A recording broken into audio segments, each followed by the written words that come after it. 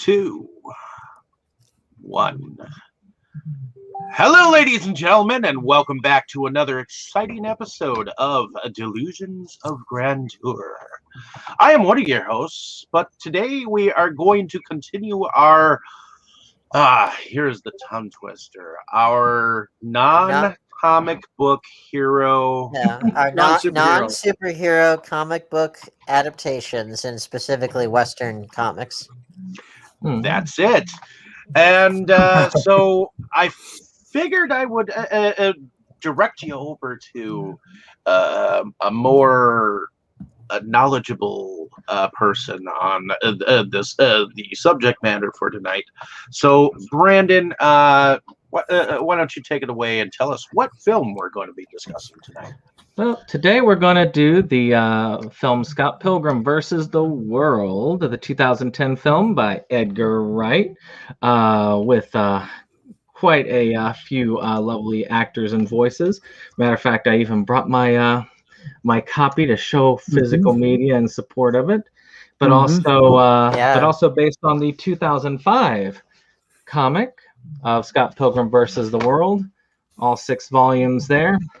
And I worked hard to make sure that I read all of them and saw the movie, so I'd be prepared. Well, and your channel is Septum Sin versus the World, so I don't think that has anything to do with anything at all. That's purely a coincidence. Well, just for quick reference, so our last couple of we did Dick Tracy and we did Road to Perdition, both American comics based on American stories, kind of Chicago era gangsters, that sort of thing. So very classically American. Now we've got a Canadian comic set in Toronto, but the official funding for the movie, like where how they always say on IMDb, like country of origin, which is always which countries put up how much money. This film is a co-production between the United States, United Kingdom, and Japan, interestingly enough. And yet it's Wikipedia didn't list it as Canada. IMDb lists Canada, yes. Okay, well, they'd better. That's what I was going to say, because I was like, they'd better, because this thing is about as Canadian as maple syrup. And per IMDb, it's almost entirely filmed in Toronto. Yeah, it better be, because, again, it's like this thing is about as Canadian as could be, so... It's a shame Mo couldn't join us. It's probably the most unashamedly Canadian movie I've ever seen. It's up there with Tusk and Yoga Hosers, which were made by an American. But it's just important to throw that out there before we even dive in, because we're going to Canada for right now, and then our next film is very, very British, very UK. So we're moving outside of American shores tonight.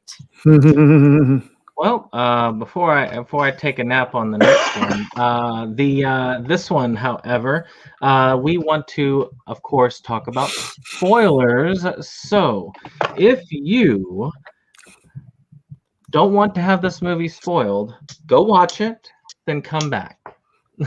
If you don't care about that, just know you've been warned. So, Scott Pilgrim is about this guy, regular douchey guy, who goes along in life and does douchey things. But he finds a girl that seems to totally suit him. Unfortunately for him, she also is not exactly the best of people and has plenty of evil exes in her past that he must take out before he truly has the right to date her. Actually, a normal douchey person going around doing normal douchey things. Yeah, because I guess douchiness is just the norm. Is that right? Well, it kind of is in this world. In this day and age, when you got douchebags storming the Capitol, I guess so. But hey, this is a Canadian brand of douchebaggery, eh? I have to say Hosiery. this is one where I actually like IMDb's one line. In a magically realistic version of Toronto, a young man must defeat his new girlfriend's 7 evil exes one by one in order to win her heart. And that's actually pretty realistic, especially if you blend it with Brandon's version. Actually, why don't we just go ahead and... I do want to mention on that. I'll say since you're starting, why don't you go ahead into your first impression since you're talking about it, and that way we can... Okay. Yeah, we can do that. Finish your point and then move right on into it. Well, you can do that because, I'll go ahead and throw it in because I like that description partly because I have studied magical realism to a degree, and I feel like this is one of the better representations of it on film that I've seen. I've joked that this is Video Game the Movie because of how video gamey it is. But they did a really so I saw this movie in theaters. It came out in the summer of 2010. I can't remember, Brandon, did we go with the gaming group or did I go on my own or did you go? I can't remember. I know I saw it in theaters, but I don't know if I saw it with people. I know that was around the time that we did a couple of them with the group because it was like a couple of years after the Golden Army and, a couple of those. I feel like I saw it with a group, but I know I saw it in theaters. And I know that I saw it, and I believe I came at it, I think this was the third Edgar Wright film I had seen, because I had seen Shaun of the Dead, and I thought it was overrated, and I had seen Hot Fuzz and thought it was underrated, and I saw this, and it was so different from what I had been... I don't even think I remembered it was an Edgar Wright film, actually. But I saw it, and I was like, it was so unlike anything I had seen. And I think Brandon had at this point introduced me to certain game-oriented movies that are favorites of ours. So I was primed for the idea of a video game-based movie. I actually thought it was that more than I didn't realize the comic origin, I don't think, right away. And eventually, I loved it the first time I saw it. I got it not long after its physical release. I've probably watched it 3 or 4 times since then. I don't rewatch a lot, but this is one I've rewatched a couple of times. And, of course, watched it again to get ready for this for the first time in probably 3 or 4 years. In the meantime, I did get hold of the comics by Brian Lee O'Malley, and I did read them. It's probably a year and a half, 2 years ago, so they're not fresh in my mind, but I've read them. And that, you see it in the movie, but you see it more in the comics. There are serious issues with the character of Scott Pilgrim. There are other issues with some of the others too. Ramona is a huge flake. A couple of most of the characters are like hyper exaggerated character types, if you will. They're excessively assholeish or excessively bitchy or something like that. Most of them are to a degree. But it's played for comedic effect. But it's more of a problem when your central character is like that. And I noticed it more in the comics. And this time around, having heard certain people that you'll hear from shortly commenting on what Gee, who would that be? I looked at it from a different perspective, and we'll get into that when we get into character, but it did affect my viewing a little bit. But I still think when it comes down to it, it is a fun movie. It's a creative movie, and it is one of the best blendings of video game, cinema, and comics that I have seen. Yeah, I really do think it blends the 3 formats very, very well. And music video. We'll throw that in there as well. And music anime/manga. Throw that. And the comic, it should be noted, is very much a manga style comic in a lot of ways. Dane, before you made the comment about how different in format manga is, the only real substantive difference is that you read it back to front. That's the only substantive difference if you look at comics like Scott Pilgrim. It is. I would dispute that. I would say like not just art style, but I think also like the kinds of exaggerations in the expressions and stuff like that. I'm coming from it. I've seen a lot. I have read a lot of manga and a lot of American comics and a few other comics of different origins, and there's enough variation to where there is not a clean-cut line between them. But anyway, we'll say, that's all I'm going to say. Let's not get too far into the weeds. Right. Well, that's first very, impressions before we get too far into it. It is admittedly kind of hair-splitting, I'll give you that. So Forrest, since you're at least from my perspective down there next to Jake, with the cool Scott Pilgrim icon there, go ahead and tell me, is this your first time seeing this film? Absolutely not. I also saw this in theaters. When I saw the trailer for it, I was kind of at this point where I was kind of giving up on Michael Cera, because at that point it seems like all he would ever play was awkward, dorky young men. But the trailer I saw it and I agree with this. It was just seemed so unique. So I'm like, okay, this seems interesting. Like this blending of styles. You have like video game, movies, video games, comic books, videos with this kick-ass soundtrack. And also, I enjoyed Edgar Wright's previous movies up to that point. So I loved Shaun of the Dead. I loved Hot Fuzz. So I actually went to go catch this at a Thursday night screening, like an early screening, and I loved it. I ended up putting it in my top 10 movies for 2010 that year.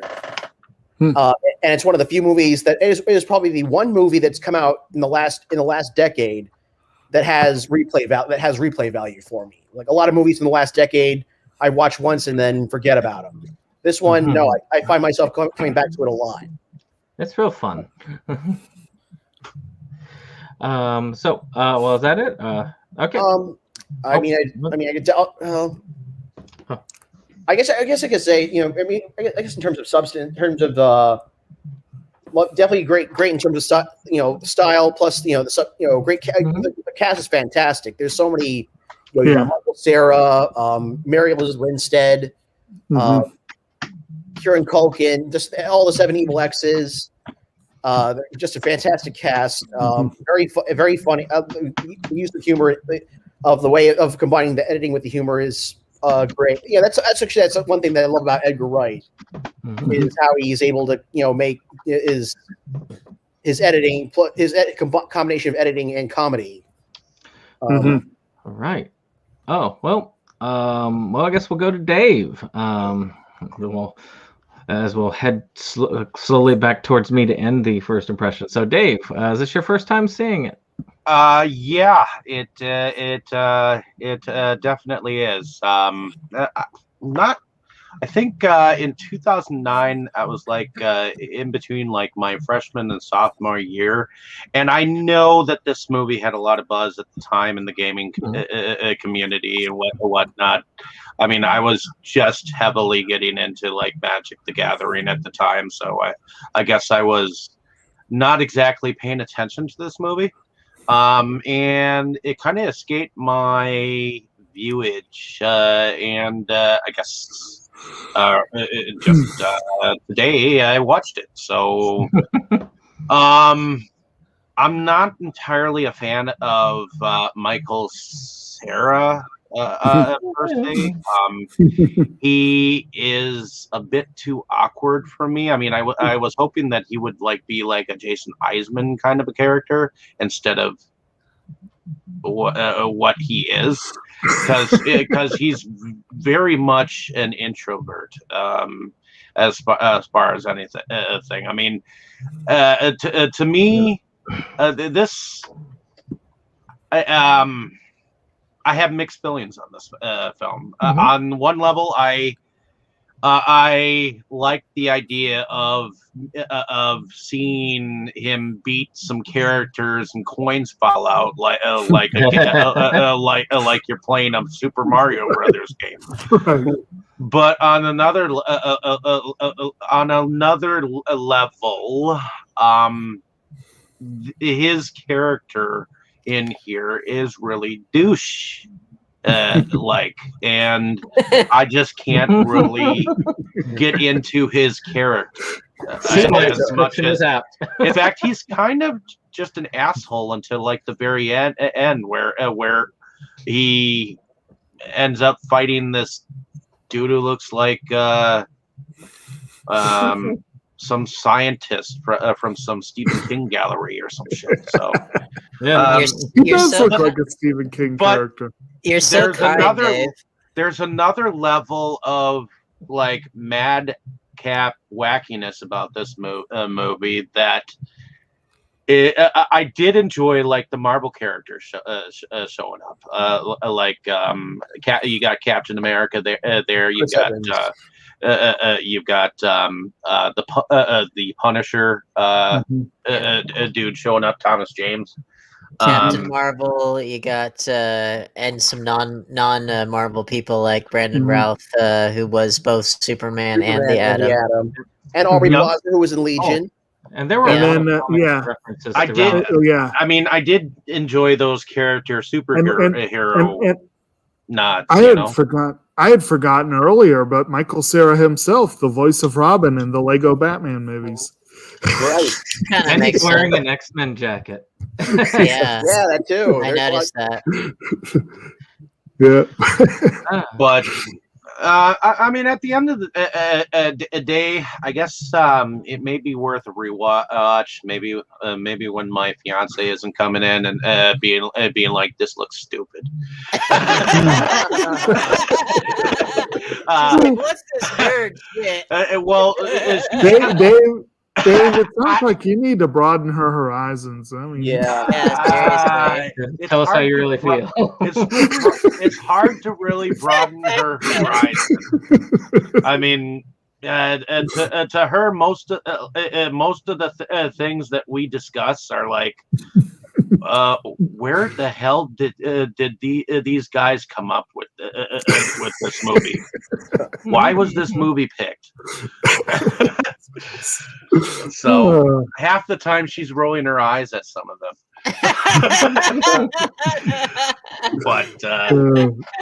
But she likes what she likes, and she was. I know she liked From Hell, so she was able to sit down for that one. So good times. All right. Well, I guess we'll move on to Dane. Is this your first time with? Before we go to Dane, though, Dave, you did play the game as well, didn't you? Yes, I did play the game. Oh yeah, the game's fun. The game is a little bit more funner than the movie. In fact, I think it's better than the movie. And they also burst into coins. It's a little bit beating them up and reminds me of like the Simpsons arcade game, except it's a one-player game, from what I understand. So, no, you can do multi. You can do more? Yeah, you can do multi. Up to 4. Okay. So, Dane, is this your first time playing? Oh, not playing. It might as well be. Might as well be playing. No. Tell him what he's won. Yeah, this is not my first rodeo with our dear Scott Pilgrim. Okay, so I'll try not to shit in the punch bowl too badly tonight. Which I did some of that in the chat before we started. But here's the thing. So yeah, this is not my first rodeo with our dear Scott Pilgrim. I had heard about this movie in college because I knew a lot of people that loved it. I knew people that had read the comics. I had not, still haven't. I wouldn't mind just for reference. But anyway, so I saw the movie a few years after it came out. I can't remember exactly which year. I want to say it was like maybe 2014 is when I saw it. So I think I might have like just graduated college, or maybe it was a little bit before. I can't really remember. Point being that I saw it. I was still, young adult and all that. And the way I felt about it this go around, because I hadn't seen it since then, it was basically, I felt the same way. I just felt it perhaps a little less severely because I knew what was coming. But like, it was one of those, like Jake said, video game the movie. I would have said internet the movie just because of it. It's video games, comics, anime, rock music, nerd culture, and just a shitload of like 14-year-old hyperactivity. And like you might as well have called this ADD the movie also, because the pacing of this thing and the editing is so fast. And normally I think that's good. It's just one of those things where it's so fast and so hyper, and everybody's emotions are so intense that it can be pretty damn exhausting. And I'm saying that as someone that grew up in the internet age and everything. But anyway, so I will echo the things that I love about it, and there's quite a lot to love about this film. Like, I think it's very, very creative. I love the way it blends video games and anime and comedy and action and comics and this and that, all these different things all together. I'm pretty ashamed and dismayed that it did not at least get a nomination for Best Visual Effects, because if ever there was a movie that made the full use of CGI in its most creative aspects, it's this film. This film uses CGI to its utmost in a way that most people couldn't even dream of. And back in 2010, and it really hasn't even aged much, I don't think. I think it looks incredible today. So all that's wonderful. It definitely is high energy. I would argue too high energy, but it's one of those things that doesn't, it grabs your attention right away and doesn't let go. Most certainly in the visual department. As far as like style over substance, the style part of this is exceptionally strong. So I will give them all the credit in the world. The cast is really strong overall. Everybody is visually very memorable, and I think performance-wise, they're very memorable. So all of that is very positive. My issues stem from the fact that, and I know that his characterization is different in the movie than it was in the comics, apparently. But my issue is that what? It's not as much. Well, it's my issue with this film is more so. It's more so the fact that I really, really actively despise Scott Pilgrim as a character, mostly because, well, he is very douchey. I mean, people around him are also douchey, so it's not just him, and that can be great. Like I love characters that are kind of supposed to be unlikable. Like I love like Alex DeLarge. I love Patrick Bateman. I don't approve of their actions, obviously, but like they're fascinating characters, and there's something to be said for having protagonists that you're not supposed to like necessarily. Here's the thing. I don't necessarily think that he's not a character that I think we're necessarily supposed to hate. Are we supposed to 100% like him or agree with him? That I think is up for debate. I don't think that we're relatable. Yeah. You found him relatable? I think especially as you go towards the end. Yeah. And I think part of the thing, I guess. But we'll talk about Scott soon enough, though.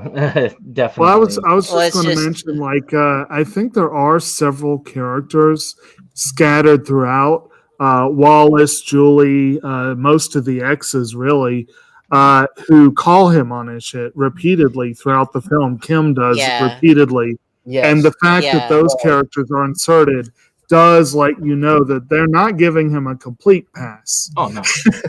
That is one thing I observed. I observed that this go around, and so that plus knowing what was coming made this far like I thought the first viewing of this movie years ago, I thought it was actively painful to sit through, but then nowadays I don't feel that way. If anything, I marvel more at the visuals and the creativity on display, all that stuff. And plus, like, I'm okay with characters that are unlikable, and it's clear that we're not meant to sympathize with them.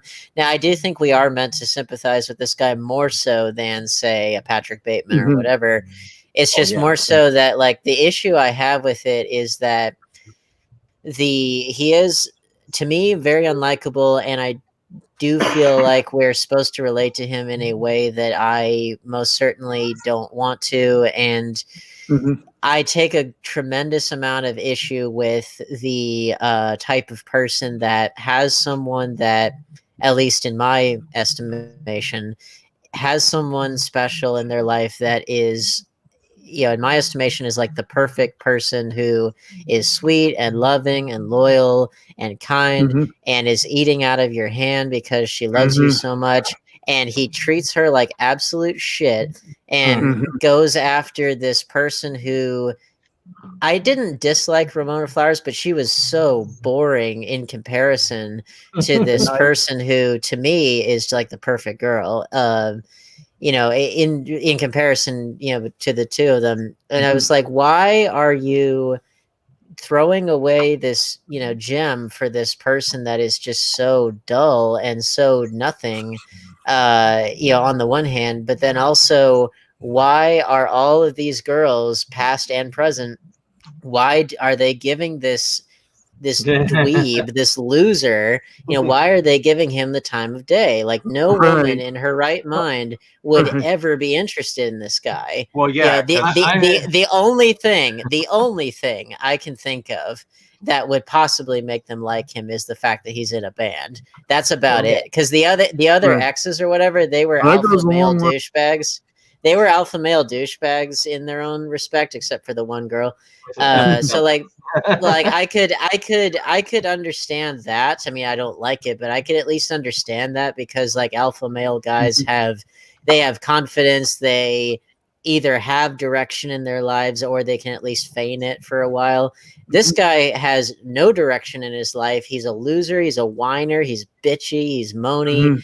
And yet he's got these gorgeous girls eating out of his hand. I'm like, in what world, what planet is any woman going to be remotely interested in this guy? This guy is lucky if he gets, some girl at a bus stop to look at him, And so I kind of resent the attitude that, like, I'm supposed to relate to this guy and I'm supposed to care about the fact that he's such a douchebag that he tosses away this perfect girl for this boring girl, and that he doesn't treat any of them well.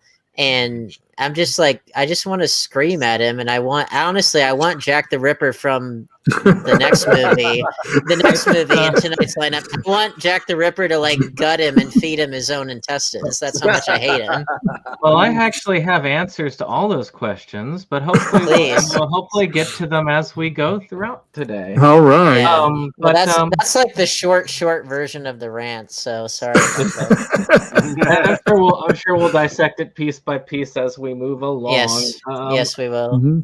So just to start real quick, and I don't know why I didn't even think about this until we started covering it. It's like, oh yeah, my channel's name is Septum Sen versus the World. And just a short reason why it's that way. Actually, my channel started off as a political blog called Septum Sen Against the World. And with light entertainment sections, and then turned into a full entertainment blog. But then when I moved to YouTube, I couldn't remember the name of my page, and I didn't want to, and I was too lazy to go back, so I just thought it was Versus the World. So that's how I got changed from Septum Sen Against the World to Septum Sen Versus the World. So you doing political commentary and it's you against the world, that's racist. But as far as Scott Pilgrim, of course, I was an avid gamer back in the day. I game off and on now, but not nearly like what we did back in those days. And this sort of thing really just caught my eye, and I had to see it. I was familiar with Michael Cera, but you know what's weird is I always used to mix him and Jesse Eisenberg up at the time. Always Gee, I wonder why. Well, they played similar characters all the time. Yeah. I actually think you could have put Jesse Eisenberg in the same role, and it would have come across the same way. I think Jesse Eisenberg would have been better. Eisenberg would have brought energy to the role, but Eisenberg would have made you hate him more. Like you would have. It's like I said before. Like with this one, I don't know whether to punch him or pat him on the head and say it's all right. Like, but with Eisenberg, you would just want to punch him or strangle him throughout. Well, although here's the Eisenberg might have been the better option if they had gone full alpha male and done someone like Zac Efron. Then it would have been a whole different movie. Yeah, that would have been a different movie. But like, if they'd have put, here's the thing: like Jesse Eisenberg played the Social Network's version of Mark Zuckerberg, which I don't know how true to life it is to the real guy, but the character Mark Zuckerberg in the Social Network, which is my favorite film of the 21st century by far, that. Same year as this film. That person, like, he was explicitly an asshole, and everybody around him called him that. But he was also a genius, and he was assertive. He had goals. He had ambition. He went after his dreams. He wasn't a whiny, bitchy little shit, So it's like, you cannot like someone because they're an asshole or whatever. But at the very fucking least, he had an ambition, and he was a genius, and he went for it, and he made Facebook, which is how we are able to talk to each other in the first place, So it's like, say what you want. He was great. He was great in that movie. I love that movie. Right. But that is a character with drive and ambition, and that's very different from Scott Pilgrim. Oh, I know. Well, but see, that's the thing, though. It's like I'm not against unlikable characters. Far from it. If anything, I'm in favor of it because it gives them a place to start from and therefore to learn from. It's just that I feel like we're meant to relate to this guy more than I think we necessarily should, and I don't think he learns his lesson nearly as much as I think he should. And it's more so that he's just so bitchy and whiny and so like wow, And again, like I would totally, if he were more like Mark Zuckerberg or whatever, I would be totally in this guy's camp more so than I would be otherwise, because at least he'd be like going he'd be going for something. And but again, that'd be a whole different movie. That'd be the Social Network. So don't want to rewrite the movie. For me, I actually was blown away by the production design. Oh yeah, I actually really liked the fact that it did cater to nerd culture very well. Yeah, it went to all areas of nerd culture, as both you and Jake have talked about. But and I didn't hate Scott as much as everybody else did when I first started it. I know most people, especially Jake, would have hated it for the whole thing with knives. But then again, I didn't hate him, but I was displeased. I was disappointed. I also wanted to see the bastard gutted. But I've also had several friends, and one in particular that was almost identical to Scott Pilgrim. More not in combat ability, but as far as every other aspect from the dating and everything else. Was he in a band? Actually, yes, he was. There you go. He was, and also on top of that, he was a little bit more like the comic book version than he was the Michael Cera version. And there are subtle differences in their execution, which I will bring up as we get to the characters. Yes, please. But getting the DVD was my other thing with it. And I got to explore a little bit more, got to play some of the game, got a little bit more familiar with the comics, and they have an animated short on here, which is worth seeing because it shows how he fought the guy for Kim animated, which you get to see in the comics. And he loosely talks about it, and you're thinking, oh, you're bullshitting. But actually, he literally did do everything he said when he was talking about, like I had to fight this guy who was shooting lightning and all this. Oh, yeah. And the way that it's doing it is it sounds like he's just like, exaggerating on purpose to get a rise out of her, but actually it happened that way.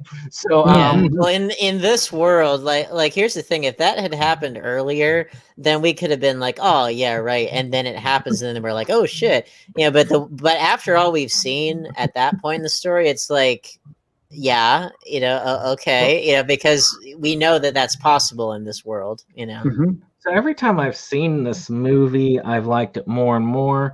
Up until recently, and I read the comics, as I said. I read all 6 of these beforehand as prep. I did not read From Hell, but it looked very long, and if it's like the movie, I really didn't want to get mired in that. It's not like the movie at all. We'll get into my issues with From Hell in the next one. But for this, I actually thought to myself, pacing was better, characterization was better, but it had 6 volumes to go through.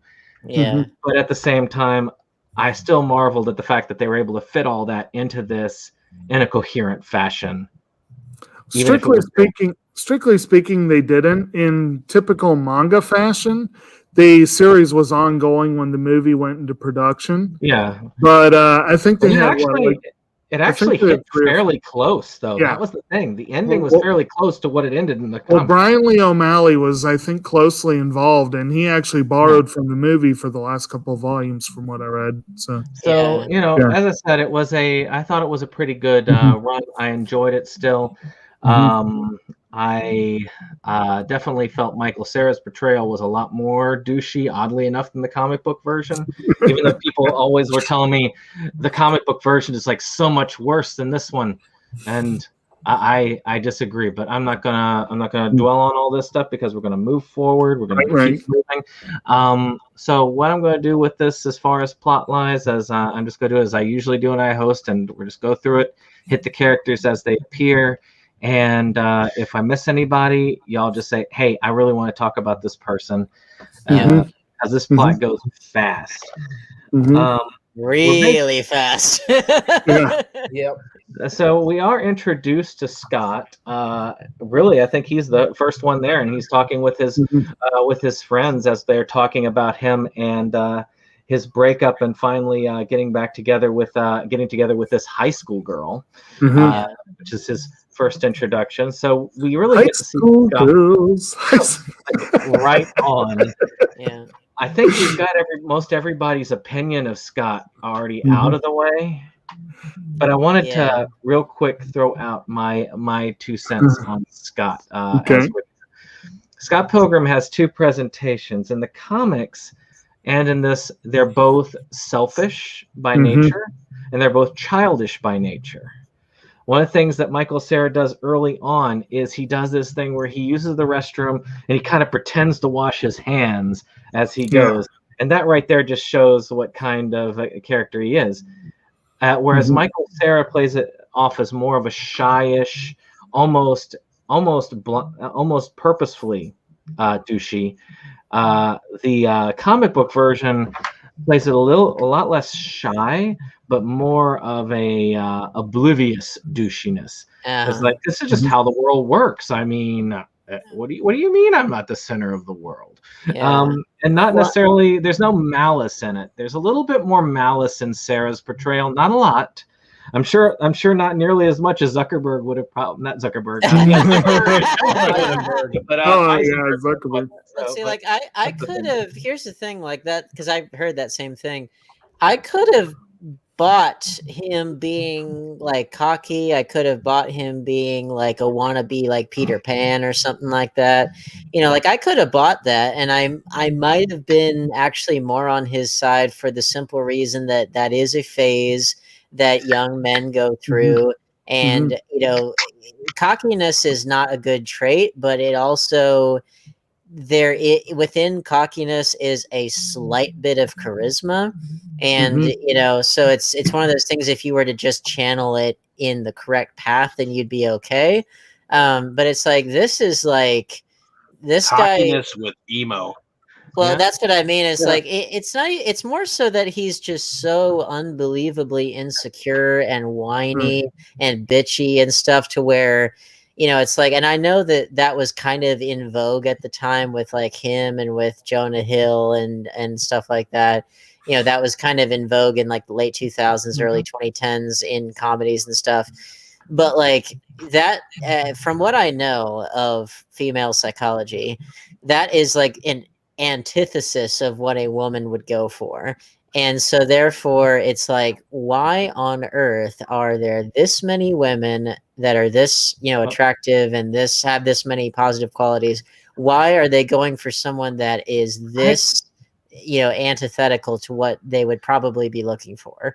Well, why I would would they say go for most douchebags that are out there? I mean, I remember kids in high school that had nothing unearthly quality about them, and there were females that flocked to them. Oh So. yeah, I've seen quite a few examples where it has baffled me. Absolutely baffled me. Well, that's why I brought up the band thing, because that's about the only thing I can think of that a woman. Well, would no, I've seen. There's a lot more, there's a lot of examples. And if we just look at this, like I'm just going to say it briefly, and we can talk on it more on the characters. But if you look at them, Envy is selfish, controlling, doesn't care about other people. Ramona's a flake. Knives is needy, and we don't really know why, but she is needy. She's not experienced either, though. That's the other thing. She's very naive. Yes, she's very naive. And the whole thing with Kim apparently happened when they were much younger, and she was probably naive and needy. I think they did go into a lot more in the comics, but I don't remember. But and I'll say one more thing, as just one last thing I'll throw out about Scott before we move on to the others, about my interpretation of him, and again, why I give it a little bit of credit for casting Michael Cera. At the time, yes, I had seen Superbad, I think, and that was one where he did play the awkward one to Jonah Hill's much more confident character. But I also knew him mainly from Arrested Development and and Superbad. That's pretty much what I knew him from. And and in Arrested Development, he is the naive innocent in a sea of debauchery and treachery. And I related to him. I related to George Michael Bluth, and I generally think Michael Cera is perfectly good. Like I loved what he did there. I loved what he did in Juno. So it's nothing against him at all. I mean, he played that conception of the character perfectly fine. And then your choice of words there is interesting as a segue to where I was getting ready to go, because one of my favorite lines in Juno, one of my absolute favorite lines, one of the best lines, J.K. Simmons should have been up for an Oscar that year too, but one of the best lines he's ever had is when they deliver the news and he leans over to Juno's mother and he's like, I didn't think he had it in him. Yeah, seriously. my favorite. I love that. I love that. I love the Polly Bleecker, and then that's like didn't think he had it in him, and then it was like I'm gonna punch that Bleecker kid in the wiener next time I see him. But you hear that line when you're watching this movie, and you're like, really?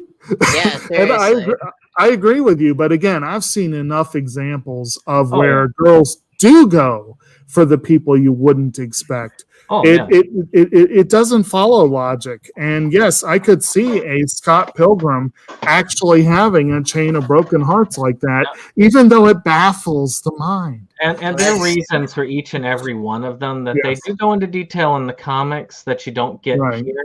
Okay. But that's good to know, because that was baffling the hell out of me, and especially because like my own experience. That's the other thing is like this is a movie that, like you said, is very deliberately plugged into various aspects of nerd culture, and I'm about as nerdy as they come. So I really want to love this movie because I love, video games. I love comic books. I love all these things. I want to love this movie, but I just can't because I absolutely hate this guy. And I hate the fact that like, I've tried to be like as nice a person and as like good a person as I can be, and yet this fucking loser is getting all these different girls and treating them like shit, and I'm just like, fuck you. You know? There are a couple of things about Scott Pilgrim I thought I would throw out, and then I also want to hear from Dave and Forrest a little bit on it as well before we move on. But one, of course, the in real life Scott Pilgrim that I knew, he always had somebody who would have been like high level, like supermodel level of beauty on his arm most times, and he literally treated them crappy. But as far as like those types of people, Scott Pilgrim does have an innate charisma about him. It's not as easily seen here as it is in the comics, but it does come through because Scott has it in him as a person that he wants to do the right thing, but he doesn't always understand what the right thing is in the situation. And you can see that in certain things, like with his relationship with Kim. He heard she was being held hostage. He didn't have any interest in dating her at first, but he went to save her just because that was the thing that he had to do. You know, he was hanging out with Envy because nobody else would, and their friendship became something more as it came, because she was nerdy and actually not popular when it came out. She was antisocial. Well, see, all that's great, and especially it would be like good if it was in the movie, but yes, it would. Plus, like again, if he was playing it at all charismatically or at all like to where you're like, okay, I can see why, you know, I could conceivably get on board with this guy, even if he is misguided. Then I wouldn't have necessarily hated him as much, even if I wouldn't have approved of everything he did, you know. And they showed a little bit of it when he was trying to have that kind of relationship with Knives, and they showed that earlier on, but we'll get to that. So Forrest, what are your thoughts on Scott? My thoughts on Scott? Oh boy, I feel like a lot of it was I feel like a lot of what has been said. I like a lot of sentiments of what's been said, especially, you know, like because I had read I started reading the comic book. You know, I read the first couple of volumes of the comic book before, but this is my first time like sitting down and reading the whole series. And oh yeah, he is such a leech. Yes. And definitely he's definitely very much in his own world. He doesn't think about others. Yeah, he doesn't think about others. He's and Ramona is I was going to bring this up. Total manic pixie dream girl. Yeah. Like she's like the poster child of, I would say, poster child of manic pixie dream girls. Well, she's not really manic though. I mean, that's the thing. Like the manic pixie dream girl is basically there to, you know, like I think she fits that role, but she doesn't really fit the exact character archetype, because she herself is not particularly cheery. She's actually pretty, I think, just kind of emotionless and that and the cool kid. Well, she's here's the manic one is Knives, and I'll just come out and say it. I really loved Knives and loved, like, she's the kind of person that, like, if I met that person in real life, I probably would be like, yeah, I want to date this person. I want to go for this person, because and my whole thesis for the whole thing is like, you've got somebody that loves you and is undyingly loyal to you and that kind of stuff. It's like, those, you know how rare those qualities are in people in general these days. It's like, you don't just throw someone like that away. So like, if that were the case, then it's like I would definitely be first in line for that.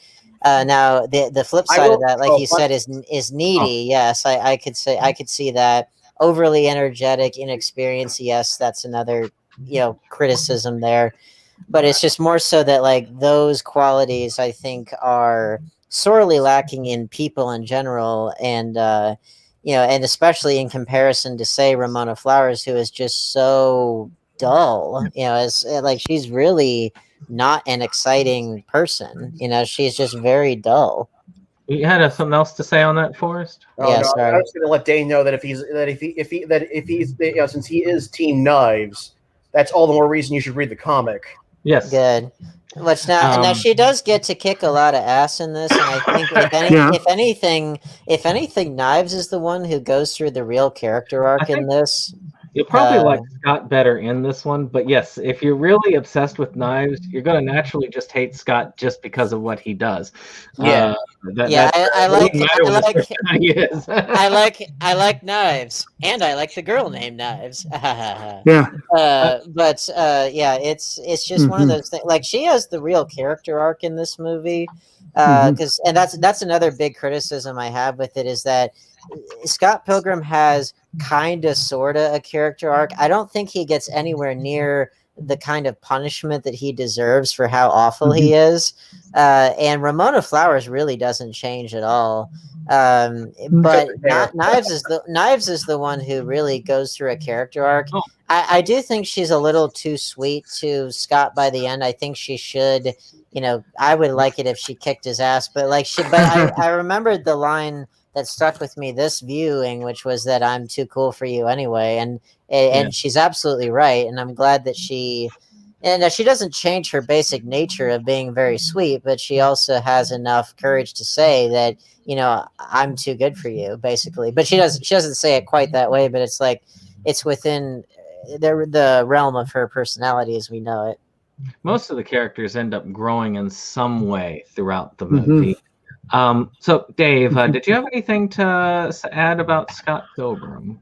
As far as Scott Pilgrim is concerned, I feel like we're supposed to be led to believe that the character of Scott Pilgrim has some kind of morals when he starts to date Knives as a girlfriend, but again, he's living on his own, and he's not exactly like living in a place like that is his own place. So he's not living on his own. He's doing his roommate's bidding work. I mean, he cleans his room for him, and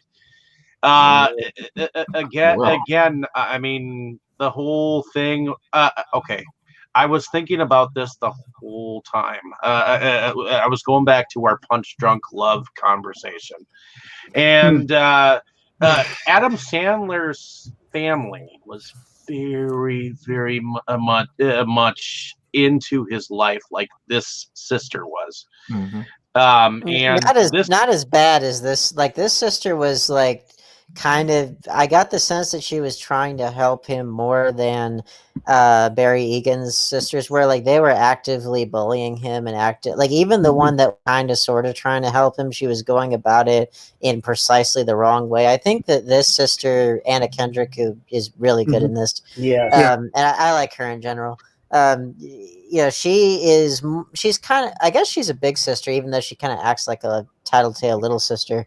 But like, she is younger technically, but she acts like the more mature one. Definitely. I did kind of find it funny how every single thing he did, his roommate was like on the phone or texting her. And like the one moment where he texted her in his sleep. That was fucking funny as all hell.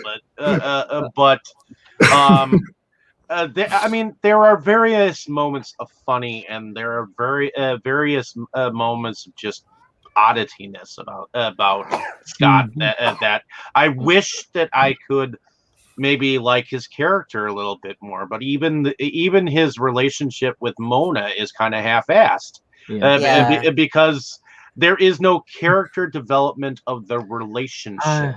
I do think they did that much better in the comics, but that was I wish that it was more than just a dream, and I almost wish that Envy's character was role reversed, where I liked the her girl more than Ramona Flowers. Where they had a role reversal where she was the ex and Envy was the girl that he was inspired to dump knives for. But I also like that. I could buy that because Envy was like, that was a very, very young Brie Larson there, which I totally didn't know until this viewing. But like, I could see that because she's kind of a stereotypical mean girl, but again, she's got at least something going for her. Like Ramona Flowers is just a very kind of blank slate. Well, let's talk real quickly about the other people in the room with Scott at the time. You got Kim, and of course his other two bandmates. I think Young Neil and what was the other guy's name? Stephen Stills and Young Neil, and that is not an accident. I found that very amusing.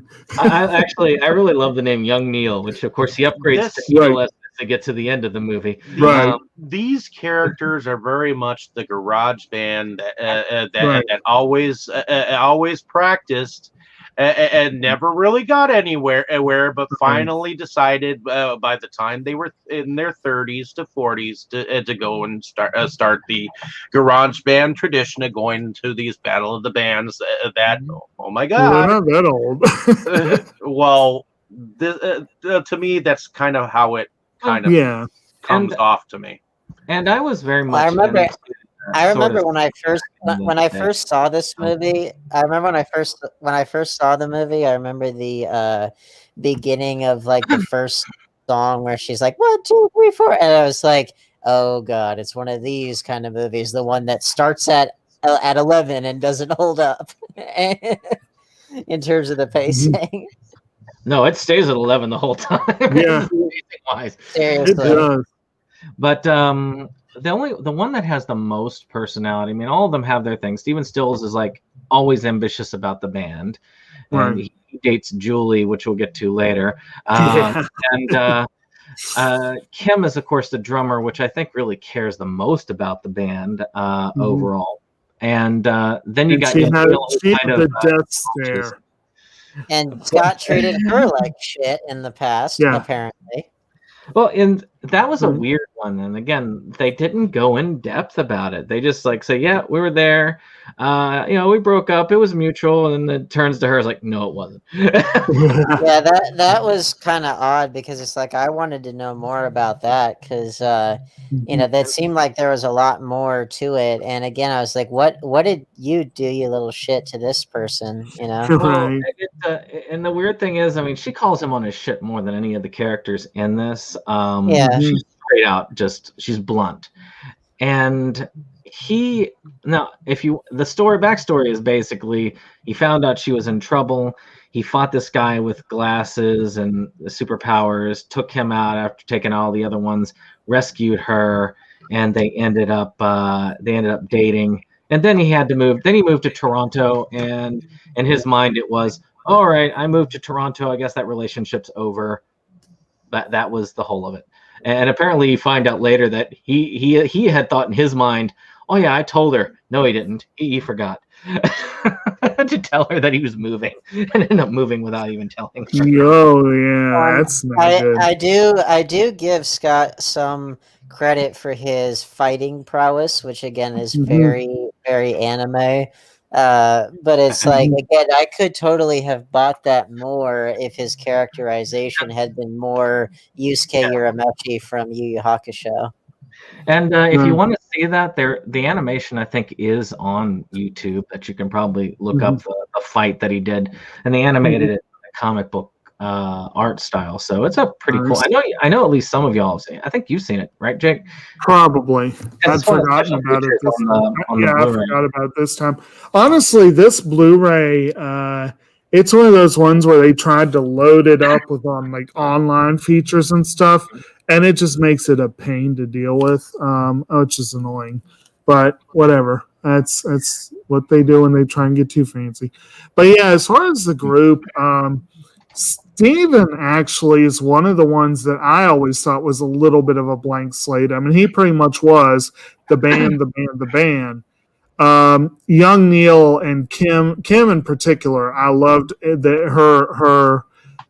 Yeah, the fact that she was there to kind of keep everyone from getting too caught up in their own crap. And like even with her, like right at the, I sent out that quote right at the end where the band is actually working for the big bad without Scott. Young Neil has taken his place, and they're getting ready to start up the song, and she yells out, or she doesn't even yell, she just kind of says, we are Sex Bomb and we are here to sell out and make money and stuff. Yeah. She's my second favorite character. Actually, probably one of my two favorite characters in this one. I just like the bluntness of her, and I mean, she cares for Scott. You can tell still, but she also is willing to bust his chops when he needs it. Right. Yeah. But that's what a good friend does. I think is somebody who's willing to actually bust your chops when you screw up, but also is there for you when you need them. Well, there's no shortage. I'll give this movie a lot of credit in this area.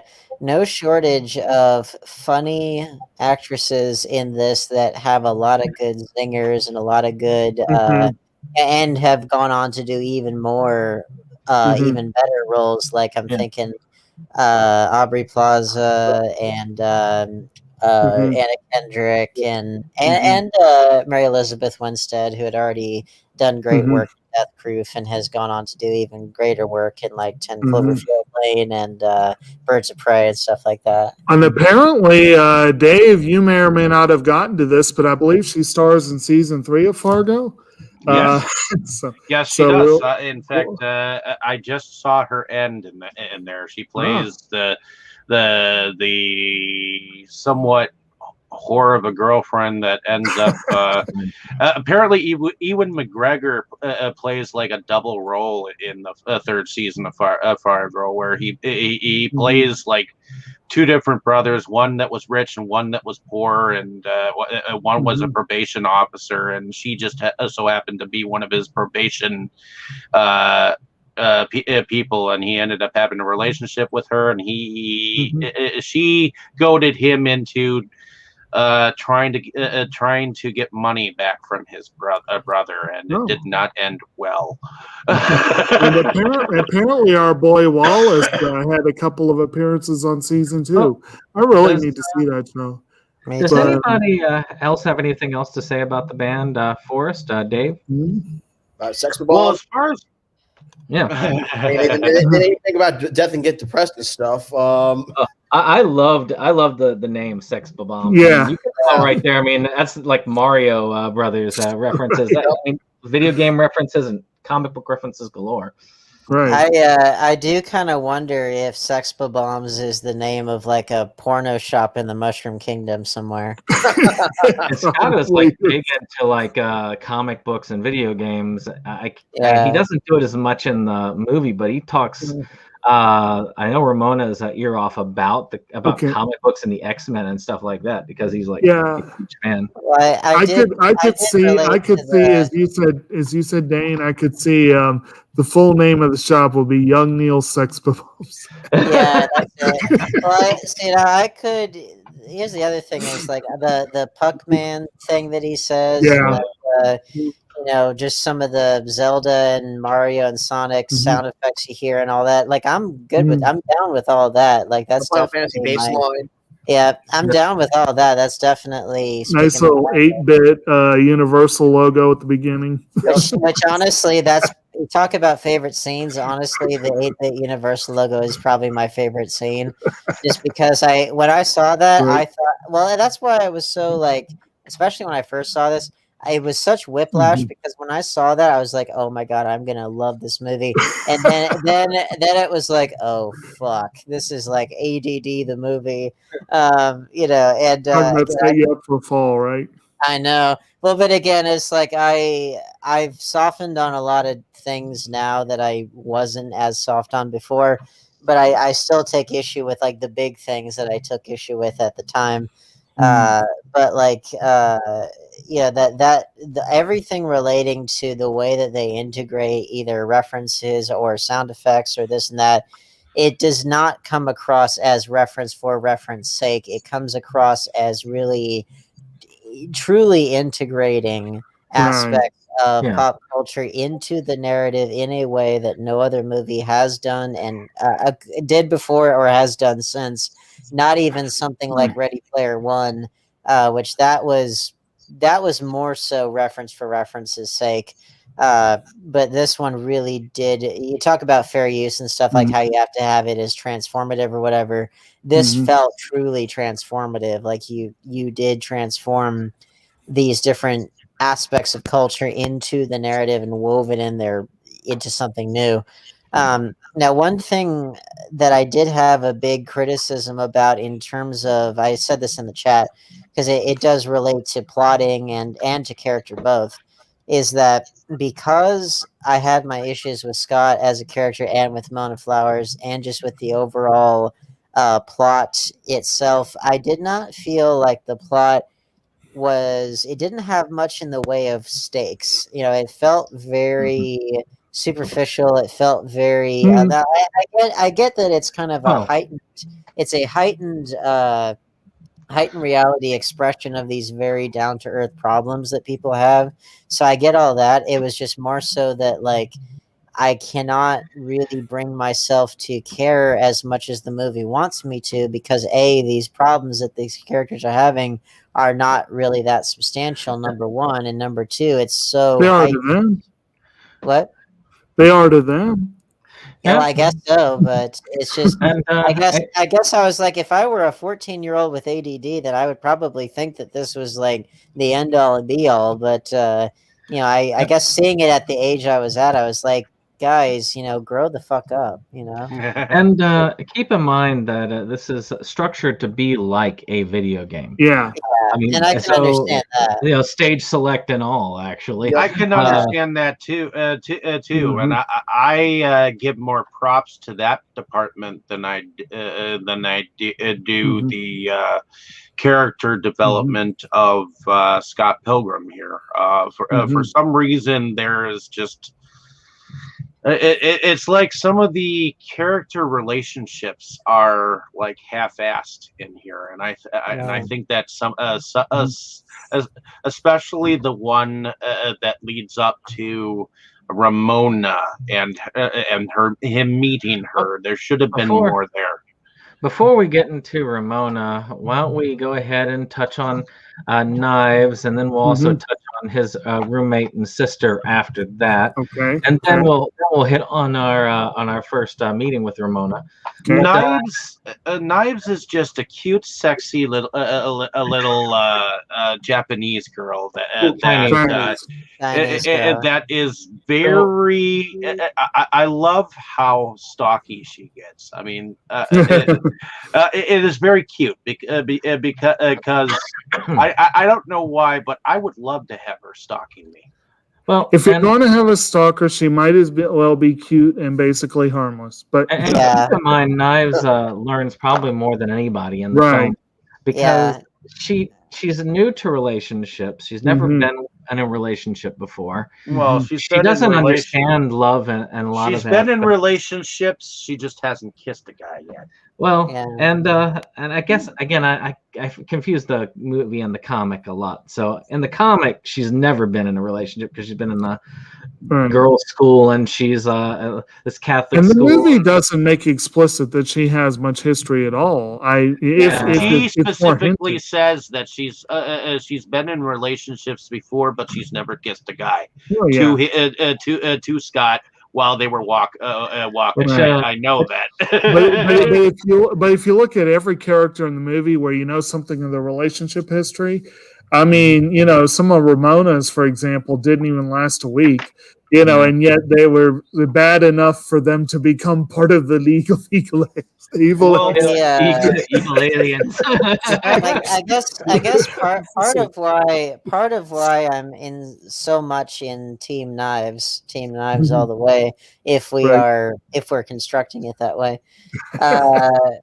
Part of why I'm in the Team Knives camp completely is because I relate to the fact that she's very inexperienced at that age and very she reminds me a lot of myself at that age, in the sense of like if I'd have known her at that age, or even now, not even like if I knew someone with that personality type, then it's like I would feel a connection, because I know what it's like to you don't have a lot of experience, but you're also totally you're in it 100%.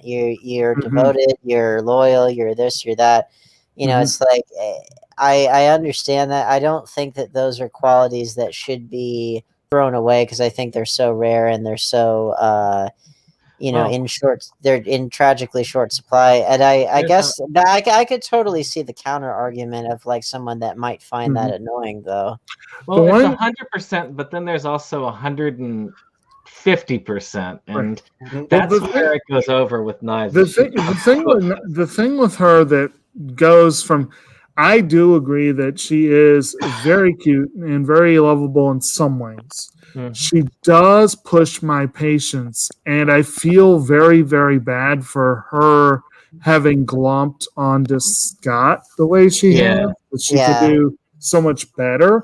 But really, when it comes right down to it, she is a total fangirl who has very little to no ability to shut it off. Yeah. So she not only, her devotion to Scott is not entirely a devotion to him.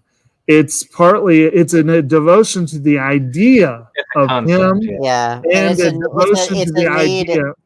It's a need to latch on to someone else and to not. She's not able to be fully independent and that sort of stuff. And I think that's another reason why I guess I felt a lot of sympathy towards her, because I was very much in that camp for a lot of my life, and so I understand those feelings. And it's one of those things where I'm like, if I were to encounter someone like that, I would want to foster that kind of person to help them become the best version of themselves, but also to but again, depending on the kind of person you are, I could see that being a major turnoff. And she also again, she can't really, it spills over, and you got that really awkward scene where she's gushing to envy, and when she doesn't know how to read the room, as it were. But I do agree that she has more growth than probably any other character in the movie. And one of the reasons ultimately why I do like the character, and she did stick in my mind, is because of that growth. She does do that one thing in the middle of the movie where she's like, oh, well, if I were like Ramona, then he'd like me again. And then that doesn't work. So she's like, well, screw that. I'll hurt him by going for young Neil. Yeah. But then ultimately she turns into this badass warrior, ends up helping him and Ramona out in battle against, the real big bad. And so, she does have a growth trajectory in the movie, which is nice. And I like seeing characters who start out being downtrodden and end up in the end standing on their own and doing their thing, and so that was nice. Forrest, I heard you trying to speak. You kind of got run over by the current conversation. What were you trying to bring up about knives? Man, I forgot what I was going to say. What I was going to say about knives. Sorry to put you on the spot. I was trying to get back to you. I will say though, if a name with a name like Knives, that's kind of red flag to me. Yeah, that is kind of weird, but I guess I assume that's meant to be kind of ironic because she's so not intimidating at all, and yet Knives sounds like a really badass name. I want to say this real quick about that I feel almost insulting. Maybe there's a little bit of racism, but not quite. By the author. I swear the author cannot tell the difference between Chinese and Japanese heritage. I mean, he had the author get mad and chase him down with a Japanese katana. And Brian Lee O'Malley himself is mixed, half Korean, half Canadian. Yeah. That's a couple interesting little Canadian factoids some of which I brought up in chat, which was that the age of consent in Canada across all the provinces and territories is 16. So like she's a 17-year-old and they're like, oh, dating a high schooler. So for them, it's like, it's cradle robbing, but it's not like illegal or scandalous in quite the way that it would be in the United States. Apparently, never mind. The second interesting factoid. So as far as like the racial composition of Canada, most people there, not surprisingly, are descended from either English or French ancestry. But then the second most prominent group after white people would be people of East Asian descent, specifically Chinese. So that makes a lot of sense. Apparently, actress Ellen Wong is Cambodian by descent, but she is Canadian. A good chunk of the cast are Canadian, actually. Yeah, I do miss having her father chase him down with a katana. But, it is kind of but it is weird. Like I said, I feel like they try that the author kind of mixed up Japanese and Chinese. It could also was playing it off as a joke, or it could also be that she's not specifically Chinese. Scott Pilgrim keeps saying that, but that could be an illustration of how ignorant he is. You know? Scott Pilgrim himself is rather casually racist as far as like trying to find an excuse to get rid of her. Like, are you allowed to date outside your own race? Yeah. Well, but she also said, well, that doesn't matter. Later on, it actually is considered an issue. Well, sorry, in the comics it is. That's the reason why the father went after him, because it was a white guy and she wasn't allowed to, technically. Yeah. Well, it depends on the particular individual, especially if you're out, in a place like Canada where I'm talking about in the comic itself. And yeah. And this particular one, she wasn't allowed to. Right. And the father was trying to actually hunt him down and kill him because of that.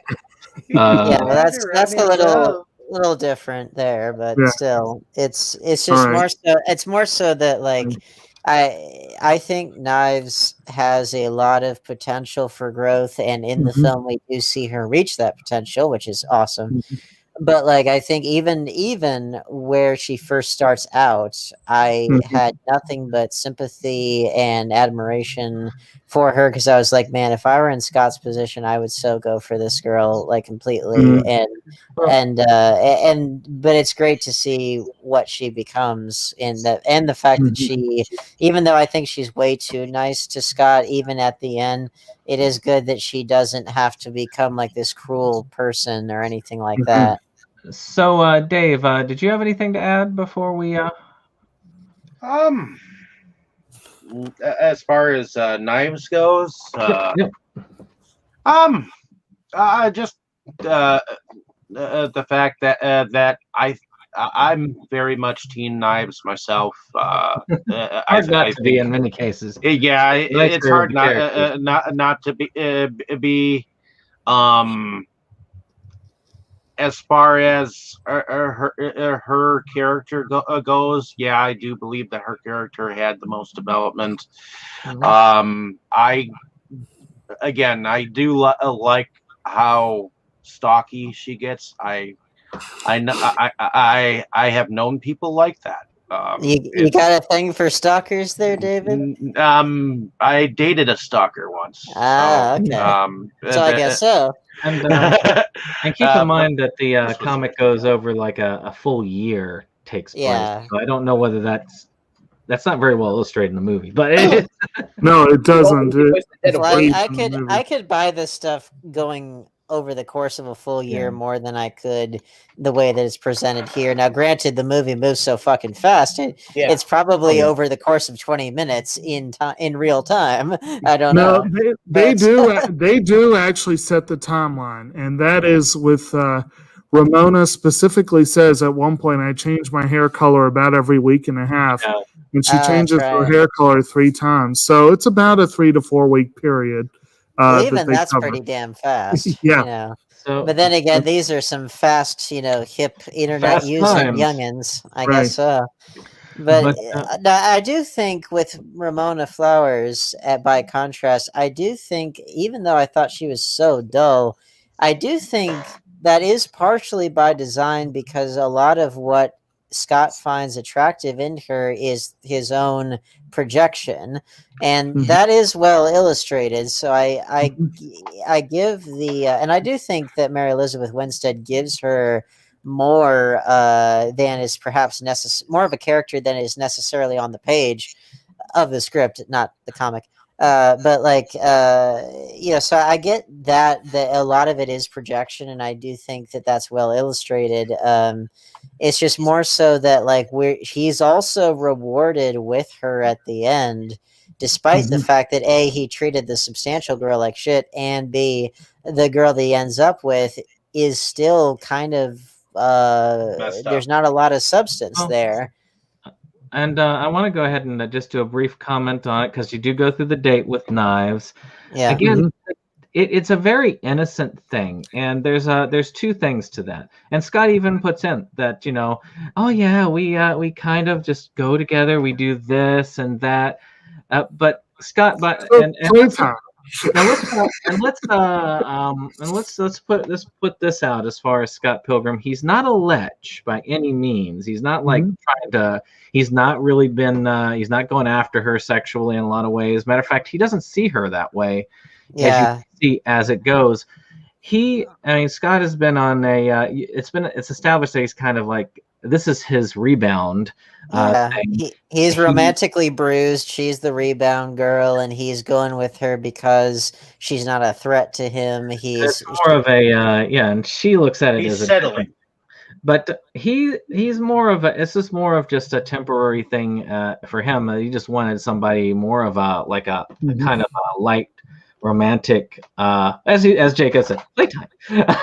Yeah, or like you broke your leg and you have a cast to kind of help bind it back together again, which again to me is so awful for Knives, because to me she's like a diamond in the rough, and not the transitional person, but again he's looking for something that is not. He's doing the Scarlett O'Hara thing where Scarlett O'Hara is looking for something that doesn't really exist, and he's doing the same thing. And why don't we go to that real quick and introduce Ramona real quick before we go back to the apartment when he wakes up, which Scott's issue with, of course, the breakup. He's constantly in his head. It's been a year yet.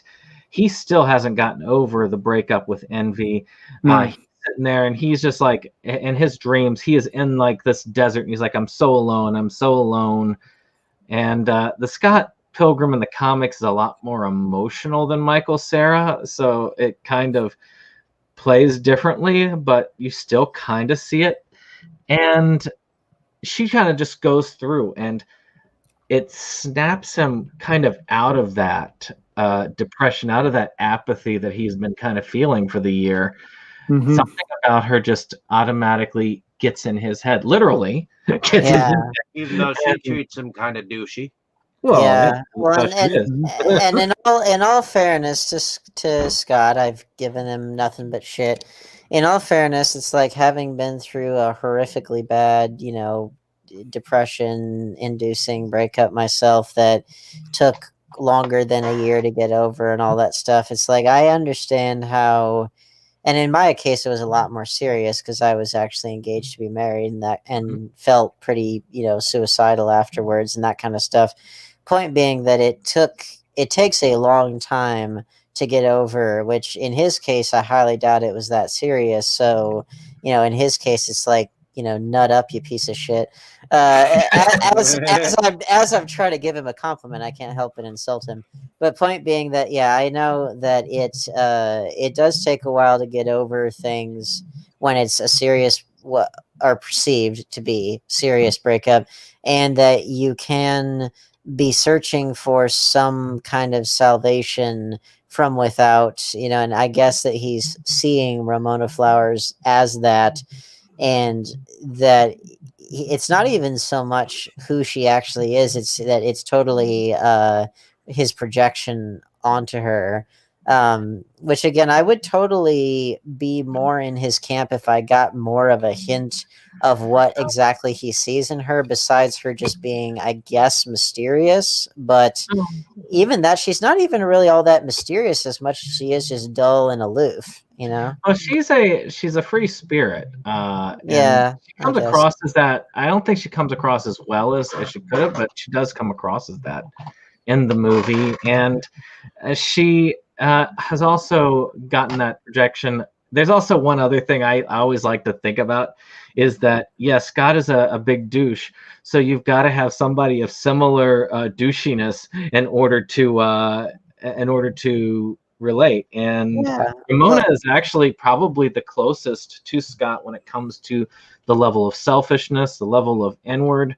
She's more mature than Scott, but only by experience, not necessarily by the fact that sure.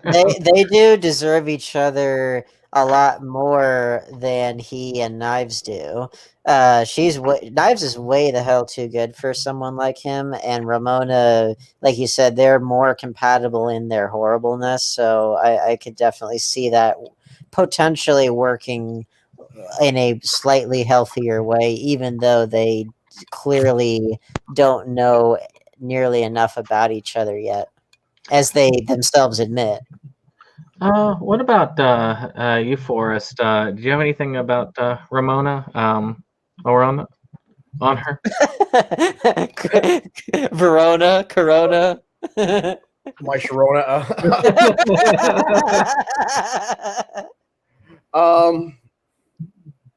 I mean, I thought all those hair colors looked good on Mary Elizabeth Winstead. Yeah, but well, especially the pink. But yeah, I can get behind those. Yeah, that's and in a manner of speaking. Apparently, I'm not super familiar with the game, but apparently that was a Zelda reference. Any of you familiar with the game understand that better? What the different hair colors supposed to represent specific characters from Zelda. Interesting. I didn't pick up on that, but I mean, I didn't either. If we're talking about video games, especially fighting games, I mean, palette swaps are very common. So yeah. Which, and I do have to give a lot of, well, again, the visuals, I bow before thee at how beautiful they are and how well conceived they are. But one area that we didn't touch on when it came to the visuals was the costumes. I thought were very. Yeah, well, we haven't even gotten into it. We haven't even gotten halfway through character yet. I just wanted to throw that out because that was germane to that. Sorry, I didn't mean to step on you, Forrest. No, but I say that because of the way that it relates to character and the way it fleshes out character, especially with Ramona. I think her wardrobe actually says a lot about who she is. So props there. Anyone else, like say Forrest, Dave, or even Jake, anybody else want to talk on Ramona before we? Well, Ramona, when first we meet her, she is very emo-ish, gothy-ish. Is that the Latin term? To me, around this time, emo was starting to be a word, and so was gothic starting to be. It's always been a thing.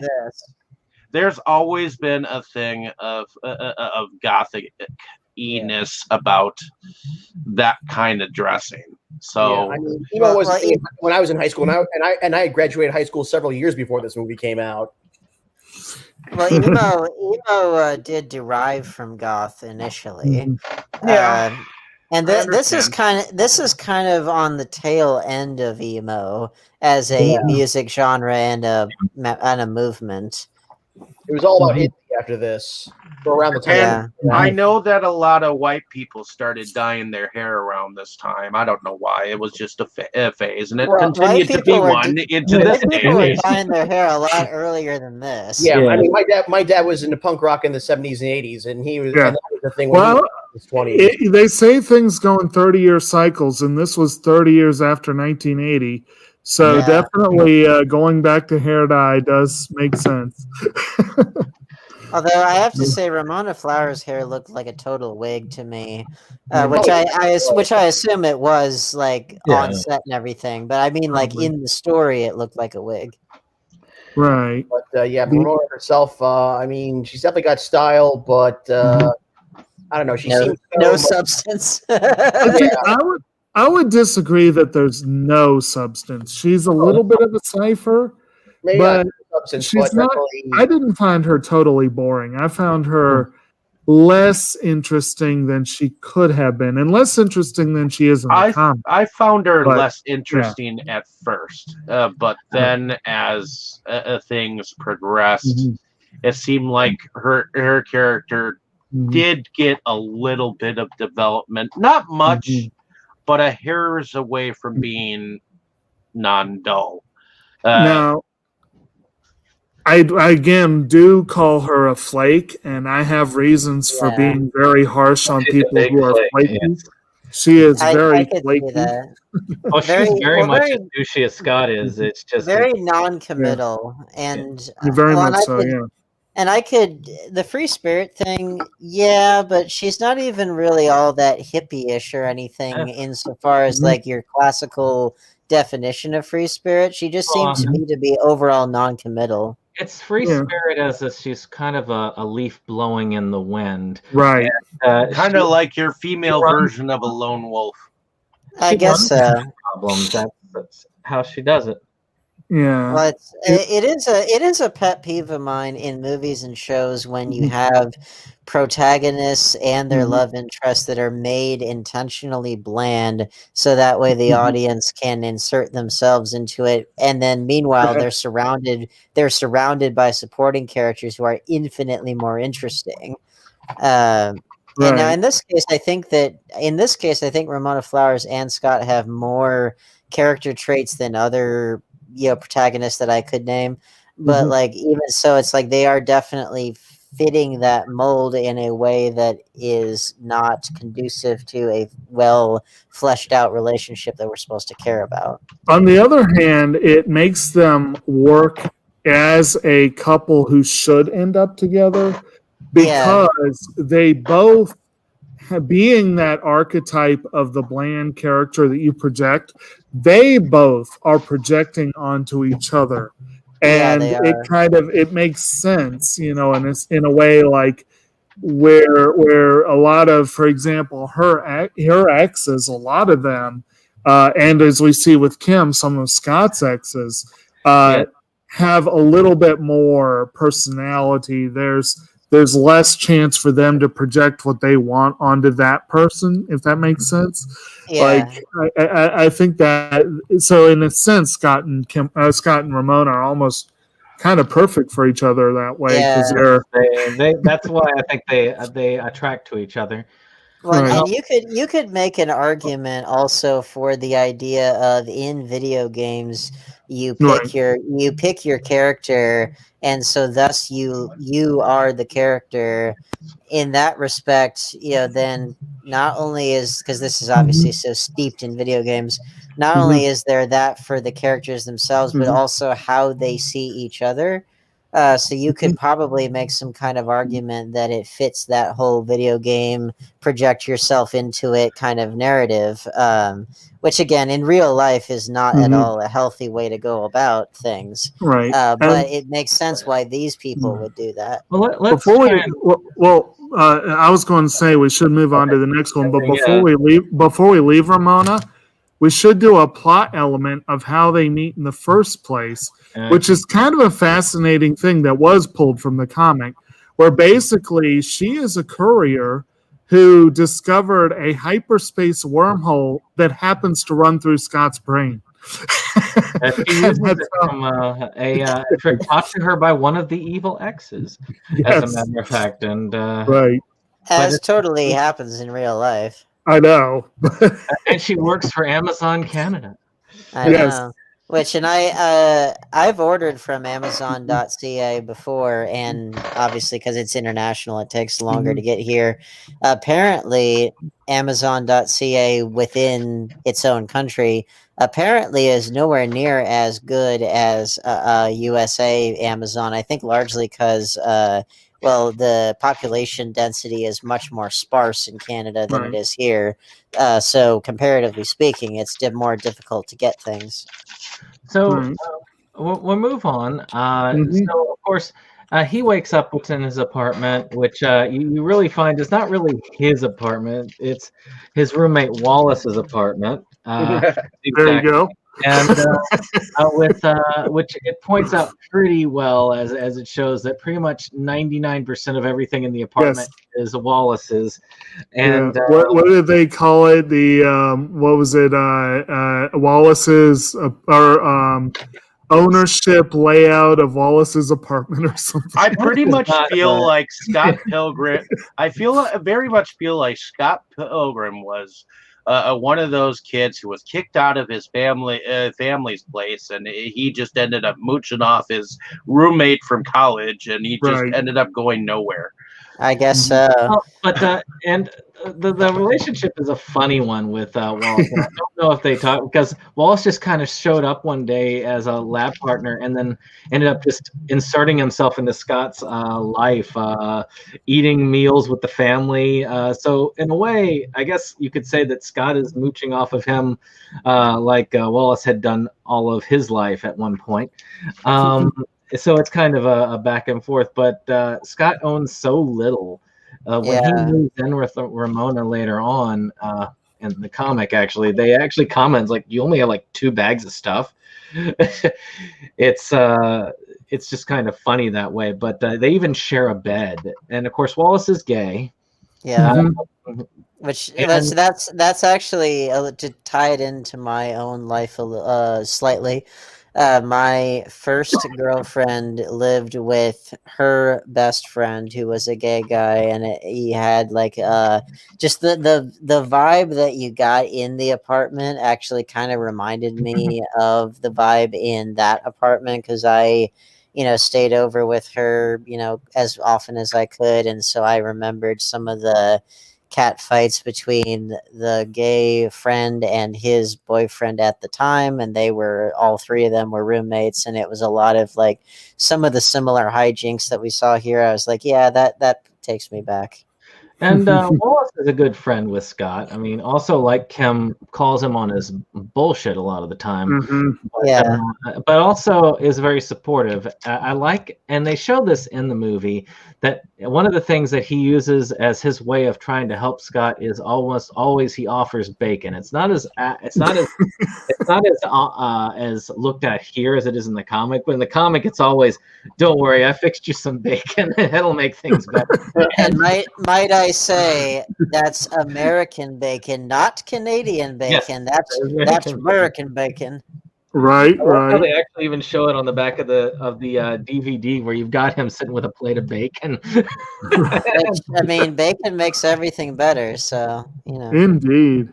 And he has a relationship with Scott's sister, which also is an interesting relationship, because every boyfriend that she has, he's almost always hooking up with afterwards, or actually during, and causing a break. Right. Actually, one of my funniest visual cues, one of my favorite visual cues in the movie is the one, I think the part where Knives and Ramona first kind of realize what's going on, and you get that quick zoom in to each character as they're looking at the offending party, and then you get a zoom into Wallace and he's eyeing Stacy's boyfriend, and it's like that was just fun. And so what did y'all think of Wallace and Scott's sister? I like Scott's sister a lot because she puts him in his place, and I just like Anna Kendrick in general. I think she's very funny, and she proved to do even greater work than even this. Now, she and Aubrey Plaza in this, they do achieve a lot of the same kinds of goals in the story, and if anything, it almost makes you wonder: did they even need the Aubrey Plaza's character, because Anna Kendrick does accomplish a lot of those same things. They probably could have given her a lot of her lines. Now, I'm glad to see Aubrey Plaza there. I think she does a great job, and Aubrey Plaza is very funny. So I mean, I am glad to see her there. I'm just thinking, as far as the story, it's like they accomplish very similar things. Julie is her own thing and she has an interesting. She's almost the opposite of Scott, because Scott is like kind of, if you were to mention the word work around him, he'd probably stare at you blankly. But she literally works everywhere. And that's like a running gag in the movie. Is she keeps showing kind of like Sid in Final Fantasy, right? right. Anyone else have anything to say on Wallace or the sister? Wallace, by the way, is my other favorite character in the film.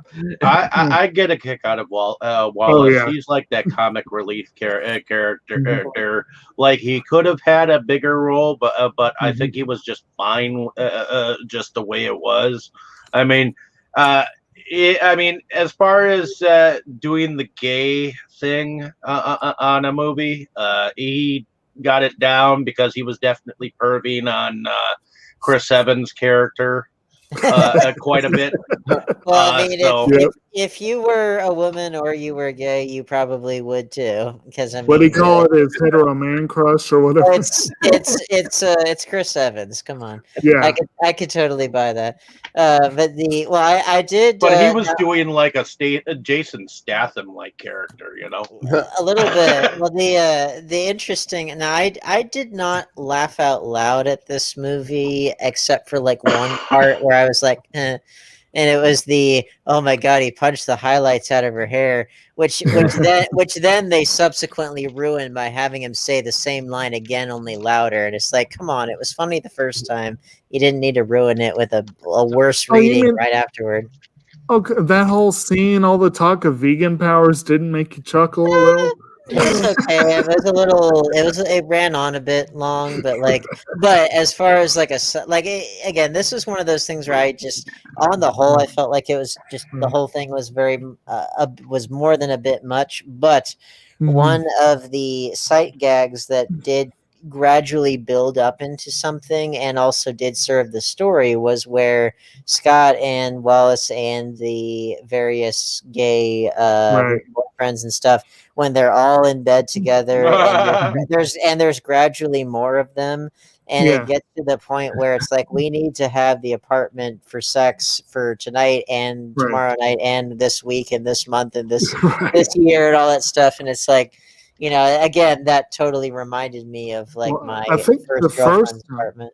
I think the first time they did that was when they woke up the next morning and you see Scott, you see Wallace, and then you see other Scott, and he's introduced as other Scott.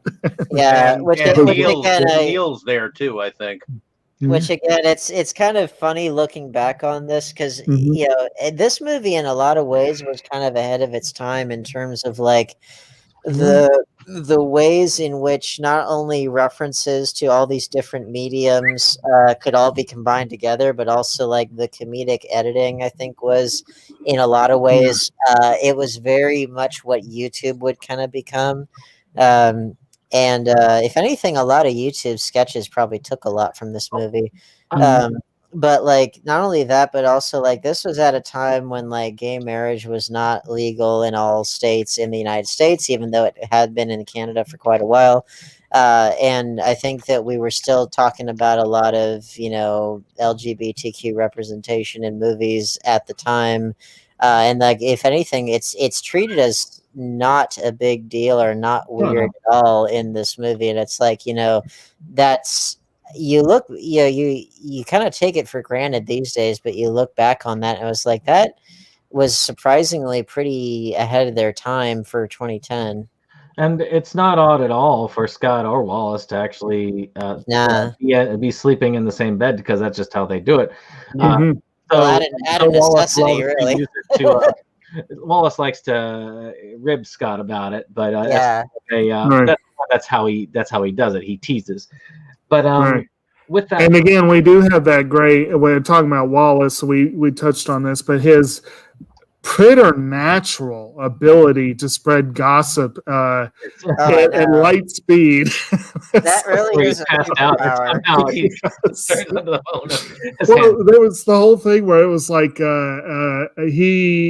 Scott, I think it was, he didn't want to talk about dating knives.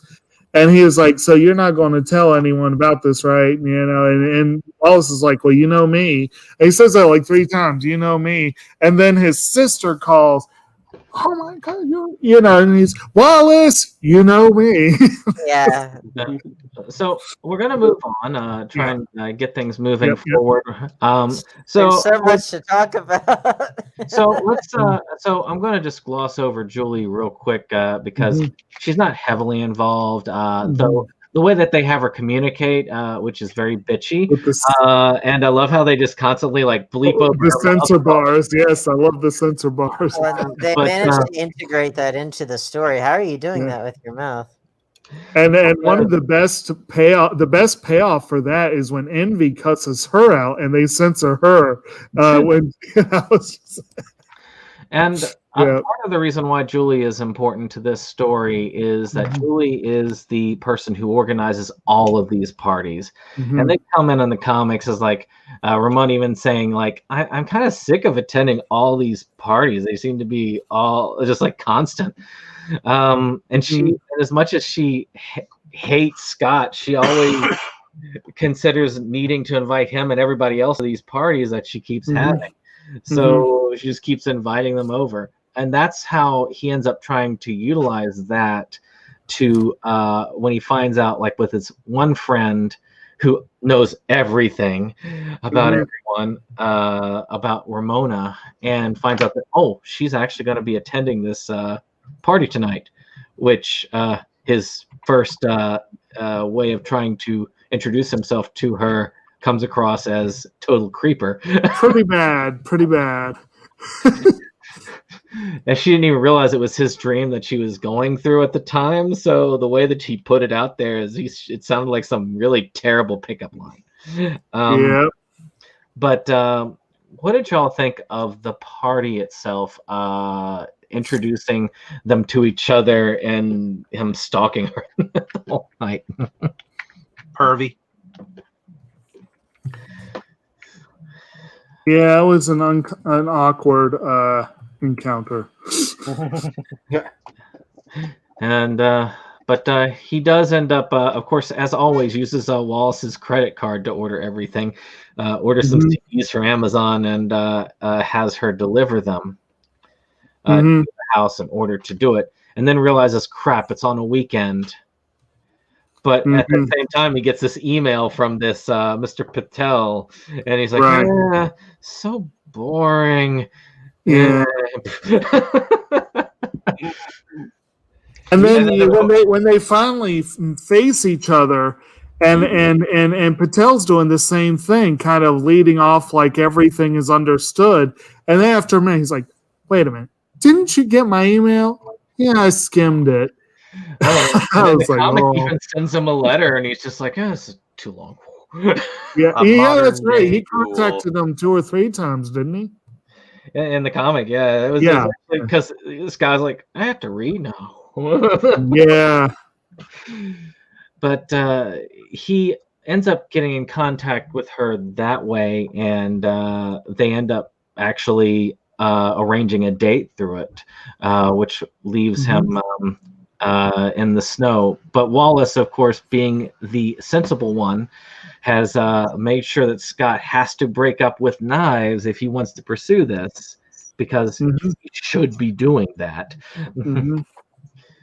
And I will give it this on Scott. He does actually follow through. He strings it on just a little bit, but he does actually break it off with her in a terrible way. But he does go through with it. He doesn't just continue to 2-time, even though he probably would have if Wallace hadn't basically threatened him. Well, I guess at least he didn't Jessica Simpson her. So yeah. Well, he had everyone, not just Wallace, but everyone, like, break it off with your fake high school girlfriend. You know, that's like. But they knew it wasn't really a relationship. Right. They understand it wasn't there. The only one who thought it was a relationship was Knives, unfortunately. Yeah. But yeah. So where are we on character? Did you get? I figured that we just go ahead and go through that and then the date. But you got to see You got to see basically him and Knives kind of be out of sync towards that. And she uses the love word. And I love how they use the graphic for the love on there. And then he just does this, a total douche move. I mean, geez.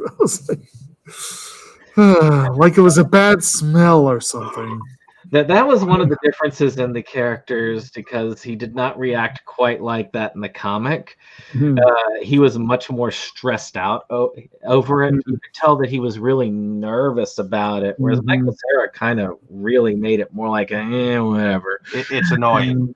And it just made him even more stressed out of it, which made it even harder, which is why it was so awkward when he. That's the thing. Michael Cera can't do stressed. He can do douchebag annoying really well. I don't know. I feel like he's always stressed. He always looks like a deer in headlights, or most of it. But anyway, I'll go ahead and just never mind. I'll move along. But when we get the breakup, of course, we also have the date with Ramona in the snow, and you get to see a lot of different things. She introduces the whole interdimensional gateway concept, and yes, that's how I knew you from the dreams. I guess I should find a new highway. But also, they end up not only doing that, but they end up staying together the night, and it looks like they're about to consummate this relationship. Do the nasty. But she decides not to, because she doesn't really feel like she wants to do any of that. And he doesn't force it. He doesn't force the issue. He doesn't. Matter of fact, that's one thing that is interesting throughout the comic, is that they start to do something a lot throughout it and never go all the way. There's usually one thing or another that just stops them from it. I guess it's the whole curse of the evil exes. one thing that I did like was that little scene in her apartment where she offers him the tea. And she's like, what kind of tea do you want? There's more than one kind. We have blueberry, raspberry, ginseng, sleepy time, green tea with lemon and honey, liver disaster, ginger with honey, ginger without honey, vanilla almond, white truffle, blueberry chamomile, vanilla walnut, constant common, and Earl Grey. Wow, you got that whole lot. Did you make some of those up? I want to know what liver disaster tastes like. I think the first person I've met who got that whole line in one go. Oh no! Apparently, from what I read, Winstead insisted on memorizing that whole line so that she could just read it off. Well, I mean, she's very talented. I mean, I rewatched Death Proof the other day, and I mean, she has a beautiful singing voice, and it was not something that she brought front and center. And it was like, Tarantino was like, "Holy shit!" He asked her mom, like, "Did you know she could sing?" And she was like, "Yeah, she sings around the house, but it's like," and he was like, "Holy shit, she can sing!" So it's like she's really, really talented.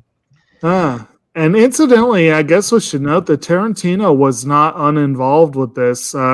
Wright, of course, did one of the short films for Grindhouse. Yep. And he showed prints of this to Tarantino, Kevin Smith, and I can't remember who the other one was, to get their feedback on it.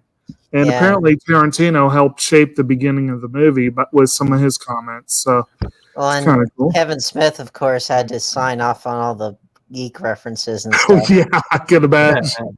For sure.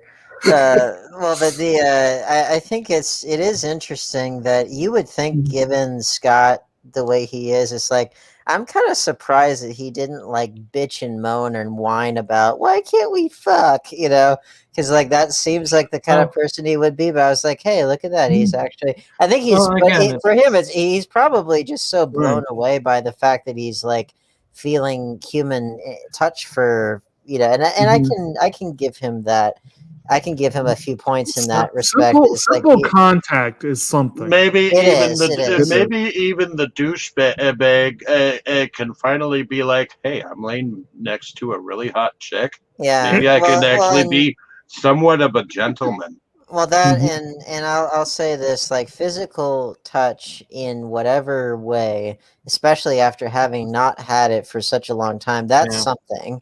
Especially when you're romantically bruised and all that stuff. And and that's the thing that hits him, is that he found the spark there that was actually healing a lot of what was the damage done, which he did not have with knives, which led to basically him having to drop knives for Ramona, which makes sense. If you want to be careful about dropping knives, someone will get hurt. That's right. She got hurt in that case. In my version, Knives literally kills him with knives and says something like that. It's like, you drop knives, you get hurt. But like, again, and then of course I'll give Scott a few points in the sense that, like, when you do get the slightest bit of something after a long time, it does help heal wounds. I do think that he should have put his money towards the more substantial person, but I do understand that aspect of it, so I'll give him a few points. Maybe Chris Evans had a bit of something to do with the fact that Knives Out was titled that way. Who knows? But it is interesting that in this movie and that movie, he plays such a bad character. He does. I'm so glad that he has refused to allow himself to, in the wake of Captain America, I'm so glad that he has refused to allow himself to be typecast as like the good guy, because he can. I actually like him better as a bad guy. I think he really goes for it when he's a bad guy. He is such the douche bro in this one, though. He's almost unrecognizable. Before we skip to Evil X number 3, let's go to Evil X number 1. We didn't even get 7 X's in here. So you did. No, we got 5. Remember they had twins. 7. There were the 2 twins. You had they got a little lazy with the twins. They had to combine them. Yeah. And then you had the lesbian, so Evil X's. Yeah, so that's 6, and I'm trying to think. And then the actor, 7. Yeah. So, let's start with number 1. Of course, everything culminates with them getting together with that first Battle of the Bands. Concert, of course. Knives is trying to be more like Ramona, putting that dye in her hair, talking about that fat bitch, that sort of thing. And she's so old. She's probably like 25 or something, which I think is the character's age in the comics. It actually, Ellen Wong apparently was 25 when she filmed this movie. So, and she was older. I want to say she was 6 years older than Mary Elizabeth Winstead. So she's like, it was kind of funny. Huh? She definitely has a baby face, so she can pull it off. She was born in 85 and Winstead was born in 84. Okay, so never mind. I'm sorry. They were close in age, but Winstead's from Rocky Mount. That's close to you, Dane. Hey, there you go. I didn't know that actually. I've been to Rocky Mount many times. But she can definitely Ellen. What'd you say, Ellen Wong? She can definitely pull off someone younger because she does have a very young looking face, and she does really. I mentioned the anime thing. She's like the stereotypical like anime fangirl, like hyperactive, Japanese schoolgirl kind of archetype, even though she's not Japanese. But it's like, she definitely fits that archetype. Yeah. So we have Scott actually have Ramona invited over to see the concert. And this is also where Patel first challenges him. And he's my favorite of the X's because he was totally like Vegeta or like Hiei from Yu Yu Hakusho, and he acts like it too. He clearly was watching his Dragon Ball Z. So that's a full-on Evil X. But so, and of course, then introduces the concept of the Evil X's, and Scott's like, huh? And she's like, didn't you read the email? I skimmed it. Yeah, because you're too fucking lazy to read, you douchebag. Yeah, and then you see everyone's reaction shot. They're all they're all kind of face palming, even if they're not physically doing it. But it's where you really learn that Scott actually can fight. And it's something that's known by his friends that he can fight. It's but you also learn Patel has mystical powers. Yes, he starts doing this musical number with his demon hipster chicks. I know. And Scott just ends up taking him out, I believe, in this one. And the comic, I thought it was better because the band got together and they used the power of friendship to take him out. Well, that in 2010, that was kind of the dawning of our dear friends, the Bronies and stuff. So it's like that kind of works in context too. But they also probably thought in the movie, since they used a musical battle against the twins, maybe they didn't want to do that for two different battles. Might have been redundant, you know. You know what I just realized? So I mentioned this. You said video game the movie. I said internet the movie, or ADD the movie. Another argument could be made for Deviant Art the movie. Yeah. In some respects, now there's not enough like furry porn or anything to really be a Deviant Art. Yeah, I don't think there's any in this one. No furries and no tentacles. No, like that, you'd have to have that in order for this to truly be DeviantArt the movie. But it's actually, for this to be internet the movie, there'd have to be a whole lot more of that kind of stuff, and there'd have to be a lot more cats, and there's no cats in this, I don't think. Ramona had a cat in the comics, if I remember correctly. Yes, but, she named it Gideon. Forrest, you said something? No, I didn't say anything. Oh, sorry. Okay. But did you have anything on the fight? On the fight between Scott and Matthew Patel. I mean that Bollywood number right before they fought. Right. That was another stylistic element that I like that they incorporated with it. Even though I'm personally not a fan of Bollywood, but I still I thought it was a good out there. Right. Well, but that first boss, shall we say, if we're using video game terminology, that first boss, like he gave it his all. Like he was clearly in that Vegeta or Raditz kind of mode. He talked like an anime character. He looked like one. He acted like one.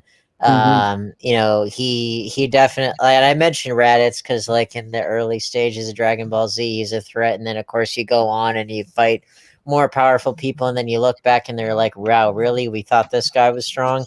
He's kind of like that, but he I don't know, he was just kind of on fire in this, and I think the people who played the evil X's in general, they're clearly having a lot of fun. And this one incidentally is Satya Baba, who, interestingly enough, I read a fun little thing because, of course, Edgar Wright came over here from the UK, made a couple of little British films we've already mentioned. He told his casting director, I'm doing an American film, don't bring me any Brits. Baba made it through somehow. He is from London. He is apparently one of the only Brits involved in the film outside of the of the director. So I thought that was kind of amusing that they managed to making an American film that is about as Canadian as maple syrup. Well, a lot of them are Canadian. I mean, Michael Cera, for example, a lot of them are Canadian. But I love that. That, of course, ended with the boss exploding in a bunch of coins, and the first time I saw that, I was like, "Holy crap, that's awesome!" And then, of course, it doesn't even cover the bus fare. Ramona's like, "I'll give you the balance," basically. Yeah, I would be remiss if I didn't mention how much I loved the fight scenes in this, because I'm a huge fan of fighting games. So I love seeing the Versus logo. I love hearing the KO, which it's from either a Street Fighter game or it's from one of the Marvel, one of the Capcom versus, either Marvel versus Capcom or like Capcom versus SNK. It's one of those. I don't remember which one, but but I do remember it. But it's like all of that stuff like that really warms my heart to see. And I said this in chat. Edgar Wright or Stephen Chow should have been the one to do the Dragon Ball live action adaptation. Simply because they could have gotten some of the more batshit aspects of Dragon Ball and translated it into live action. So, Dave, did you have anything else to say on the fight before we move on? I thought the Bollywood scene was kind of wild a little bit. I mean, when it got into the video games type stuff, I liked it. I mean, I liked what they did with that. I liked the fact that some of the fight scenes were more anime than they were say live action, like Claude Van Damme type fighting. You know? Very anime, very Dragon Ball Z, very Street Fighter, very Street Fighter. Yeah, you have to. With it's the only way that you could actually push Michael Cera as actually a legit combatant. Yeah, which and that did kind of clash with me because again he was such a, not to be a alpha male douchebag or whatever, but he was such a beta in his attitude that I did find it rather hard to believe that this guy could be that good of a fighter. Like I could buy maybe comic book version of Scott Pilgrim being a good fighter. I just didn't think that this guy had the spirit with which to be a good fighter because he was so fucking whiny. So I was like, that was kind of a disconnect for me. But that being said, just as a fighter in and of himself, they are able to communicate that visually very well and in a way that's not trying to be realistic at all. It's very comic booky and very video game and anime influenced. Interestingly enough, same year as Tron Legacy, another heavily video game inspired thing, totally different from this. One thing that helps a lot with, I guess, with selling Pilgrim as a combatant. Patel's actually the only one he takes out entirely on his own. All the others, he has some sort of assistance, if you will. And so that, I think... outwit him somehow. Yeah, exactly. And, of course, that's the second one where we see Lucas Lee, where they go to this movie. Wallace is saying he's going to go visit his hetero man crush. And then he's like, and he leaves them for their big date. And he's like, I'll see you in an hour because he thinks it's going to crash and burn in an hour. And then Scott indicates that himself because he doesn't know what to do with it. Yeah, it was pretty awful. It was like he fixes this garlic bread and he's so excited about it. And she's like, "This is great garlic bread." And he's like, "Yeah, I could eat that all the time. Like I could eat that." Pulled that from the comic too. She's like, "You get fat," and he's like, "Bread makes you fat." They pulled that. I will say I did like the fact that Scott does not have to rely on brute force all the time. Right. He does have to outwit some people, which I thought was good. Now the ways in which he outwits them are not all that crafty, but he does manage to do it. Well, again, Lucas is pretty much a straight douche bro, and it's easy to goad him into showing off, and that's what does him in. You know, I was a little disappointed with watching it this time. A little disappointed that there weren't more ample opportunities to reference Tony Hawk's Pro Skater, because like you could have strung together like an impossible number of combos and that kind of stuff. They referenced it a lot in the comic. He was using it as Wallace was training him to fight the guy, and the training was constantly making him play Tony Hawk's Pro Skater. Like that I thought was a surprisingly missed opportunity, because you would think that would be easy to do. You know, Lucas Lee was billed as a sellout largely, which was one of the main reasons why him and Ramona broke up, apparently. And he even in the comic, they make it to where he's just too powerful for Scott. But he says, "Well, you pay me, and I'll just say that you won." But in this one, Scott ends up having to fight through like a whole swath of like stunt doubles and all this Mhm. before they end up actually doing the whole skateboard challenge, which Scott uses his pride as a skater against him. Mhm. And and a ramp that grind that was a little bit too much for him. Mhm. But what did y'all think? I mean, I've heard definitely from Dane and Jake on this part already a little bit. But what about Dave Forrest? What did y'all think about that fight? Oh, the fight against Lucas. Mhm. Well, I very much feel like Lucas Lee was built up to be kind of like Jason Statham type character, and I did get the Tony Hawk reference once he finally was asked to do the skateboarding, but there wasn't really much lead up to that. I very much feel like Dane is right. There's really not a whole lot of Tony Hawk Pro Skater references to bring about that, because all of a sudden he's like, "Hey, can you do skating?" All he does is grind down. All he does is grind down the one really long rail and then crash, and that's it. But it's like, man, you could have had him do like ridiculous combos, like stuff that's physically impossible. And, it's like, I don't know, that would have just made me smile from ear to ear. I guess in a way it looked dangerous because of the ice being on it as he was going down it, because he very much could have, like, if he was not looking, he could have actually slipped off that fucking thing. And he did jump from one rail to the other rail on the other side. So it wasn't just one long rail. But plus they had the KPH meter running up the side. I do think there should have been some other cool trick that he might have been able to do besides just going straight down and go bang, I do like how he's got here, and at the end of the fight, he gets a present that's actually a skateboard that gives him a lot of pluses. And he's like, crap, I should have taken my skateboard proficiency when I was in the 5th grade. And it disappears because he can't use it.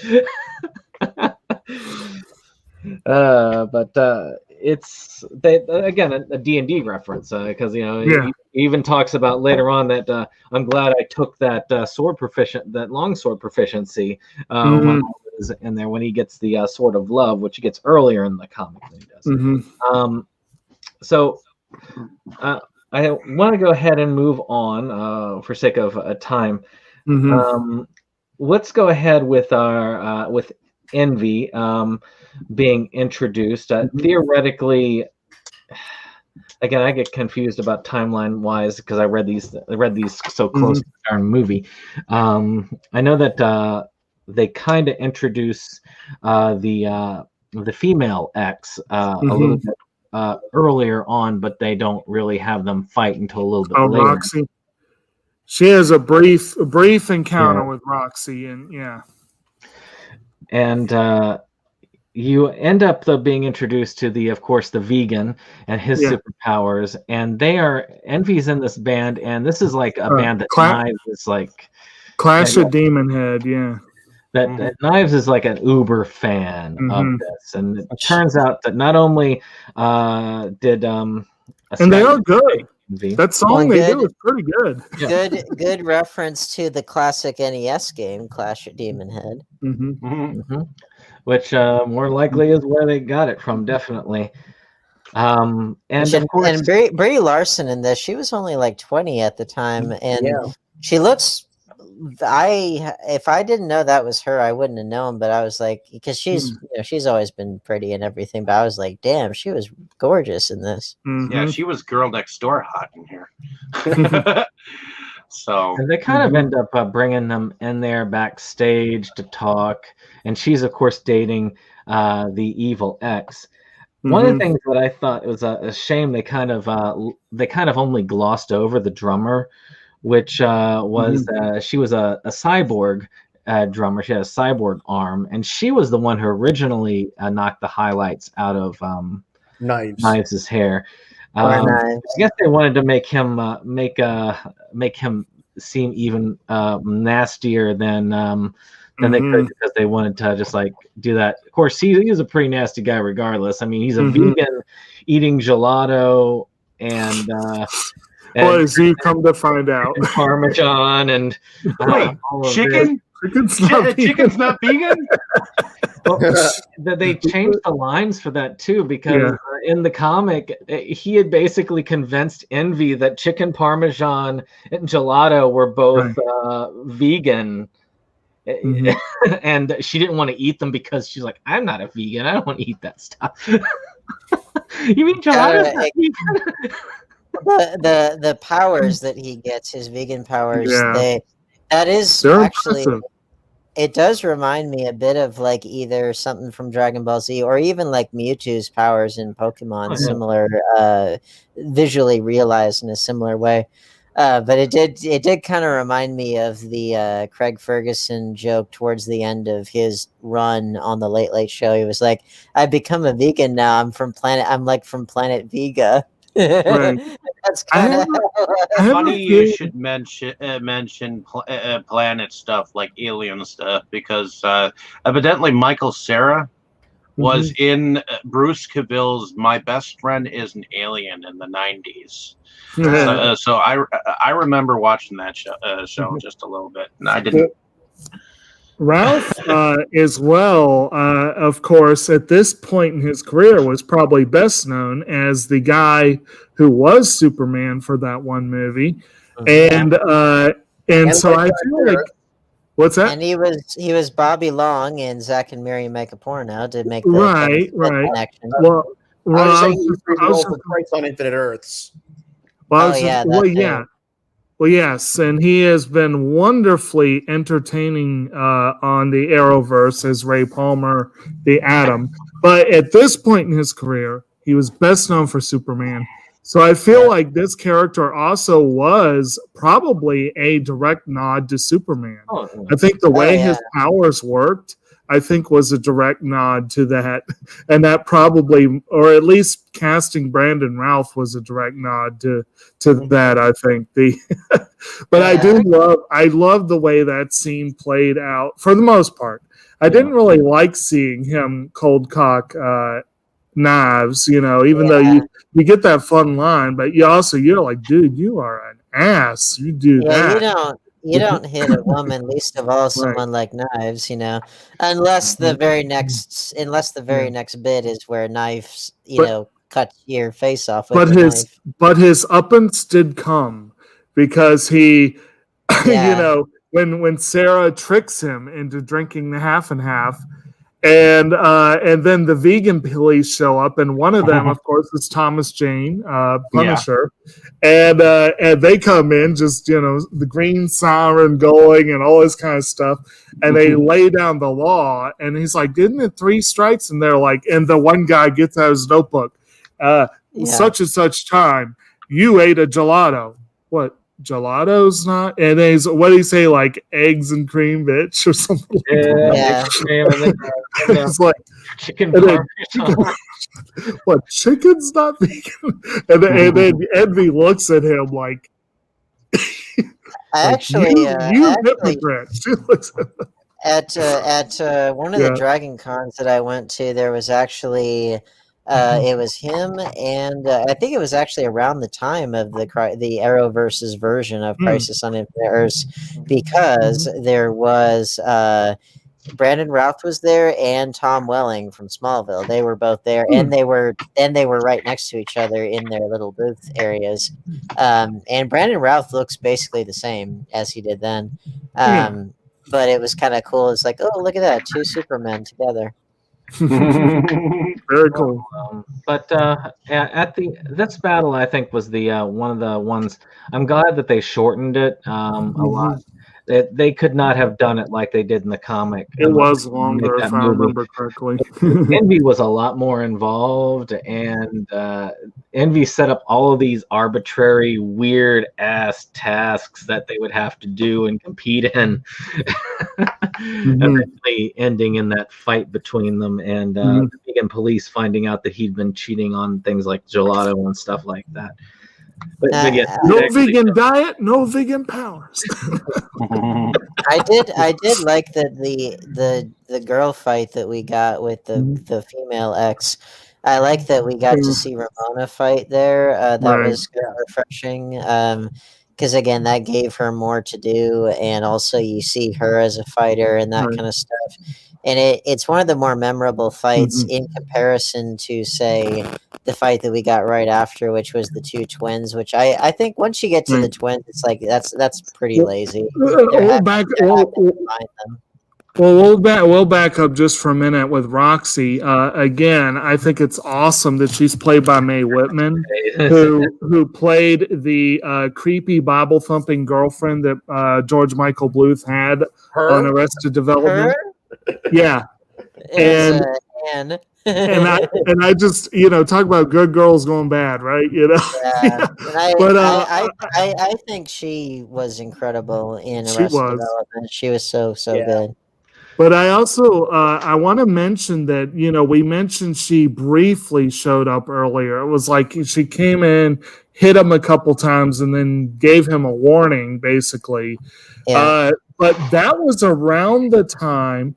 There's a running comment that keeps happening where Scott keeps referring to the 7 evil ex-boyfriends and getting very curtly evil exes. And it kind of shows his thoughtlessness of not catching that. But it's a very pointed thing. Yeah. And it was around that time, I think, that started being a part of the plot. Once you had sort of seen this, gotten an idea about it. And I do love their battle between Ramona can't do her in. The way they end up doing her in was interesting. But I loved how Ramona had the megaton hammer. Yes, and then she just pulled out of her what do they call a hammer space, and Roxy meanwhile had that sort of a bladed belt whip thing. Reminded me, is it Ivy in Soul Calibur that has that weapon? Yeah. Or the person in Brotherhood of the Wolf. Yeah. And again, that was out of the singular fights there. That was probably my favorite, just because it was someone other than Scott, and B, I think that they got to you saw more of the Soul Calibur influence there. And you mentioned Dane earlier the importance of the costuming. Yes. I noticed in that scene that he was wearing what looked like a Fantastic Four shirt. Yes. And most of the show, he was either wearing something that said like a band name or Zero. He was supposed to represent Zero, not one of the X's, not one of the evil ones in the movie. But in that one scene, he wore a shirt that said 4, and there was supposed to be like a 0.5. I didn't see it, but I read this in the trivia afterwards that there's like a 4.5. And that was sort of the filmmakers telegraphing that he was this close to becoming one of the number. But that fight kind of helped turn things around a little, which I thought was kind of, and I agree, that was a visually a fun fight. I like the Fantastic Four thing. I like the X-Men thing. Right. One thing that I was reminded of was in the scene that comes not too long after this, but it's the one with like the band signing over to Jason Schwartzman. His shirt there has the bass logo from Rock Band, which Rock Band obviously was huge at the time. So yeah, I was reminded of that. I'd forgotten that, but I thought, hey, that's pretty cool. Well, the scene with the Katayanagi twins, you said it's kind of lazy, but I think part of that was apparently the actors did not speak English very well, and the filmmakers decided to go with more of a visual battle. And I kind of like the idea of a Sonic. It's kind of like almost a kaiju battle between them. Well, kaiju combined with kaiju combined with Rock Band to tie it back in there. It could even be a little bit of a Pokemon reference, having the monsters fight for them. A little bit, yeah. But again, I meant lazy more in the sense of like he had to essentially combine two of the boyfriends into one, and that they really don't have any personality because they really don't do a whole lot, you know. They did more in the comics. They were more of like geniuses, and he had to fight a bunch of robots they made and stuff like that. And they were because the reason why they did everything together was because Ramona actually dated them each and played them off of one another to where she made them hate each other, which also speaks to how wonderful a person Ramona is. And so that's where it came from. But that's 5 and 6. So Dave, Forrest, did y'all have anything else on those two fights? The twins fights. I think the level of action definitely got better as the film progressed. Agreed. I mean, it started out kind of hokey, but then it grew into more of a game-ish looking like action kind, and I think the cartoony aspect of the film worked well for what it was trying to do. I'm just finding myself hemming and hawing whether I entirely like this film or not. I think at that point you're more used to the style, admittedly. Which I think out of all the X's, I like Jason Schwartzman probably the least. He's a total beast. Let me run through this real quick. Of course, you have to have your down part like any movie. It gets into there. Ramona just eventually she gets cowardly and kind of runs away from the whole deal, as she always does. It's kind of like we got Edward Nygma as the final X, you know? Innocent. He ends up coming in with his money. He has her, so he doesn't really see the need to fight Scott. And he's more like, look, I can be the nice guy. Here, I'll sign y'all's band. And y'all can make money. And Scott's like, screw you. I don't want to do that. It's like, okay, well, Neil's like, well, I'll do it. And well, Steven's like chomping at the bit, like, let me sign. And he's like, well, I won't sign if if you're doing this. And so Neil, he's there with the bass. But also, if this had been a Kevin Smith movie, this role would have definitely gone to Jason Lee. I think probably, yeah.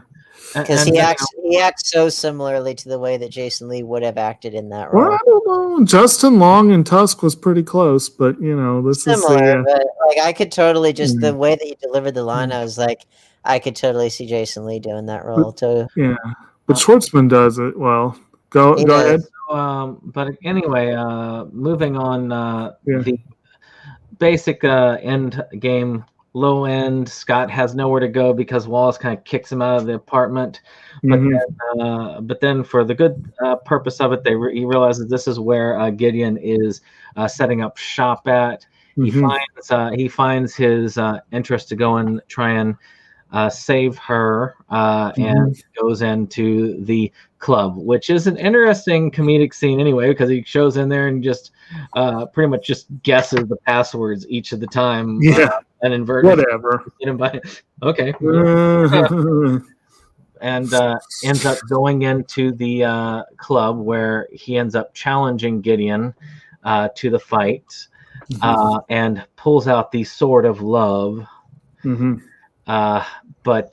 And the line that you had said at the beginning, where it's like, we're sex mo, we're here to sell out and stuff.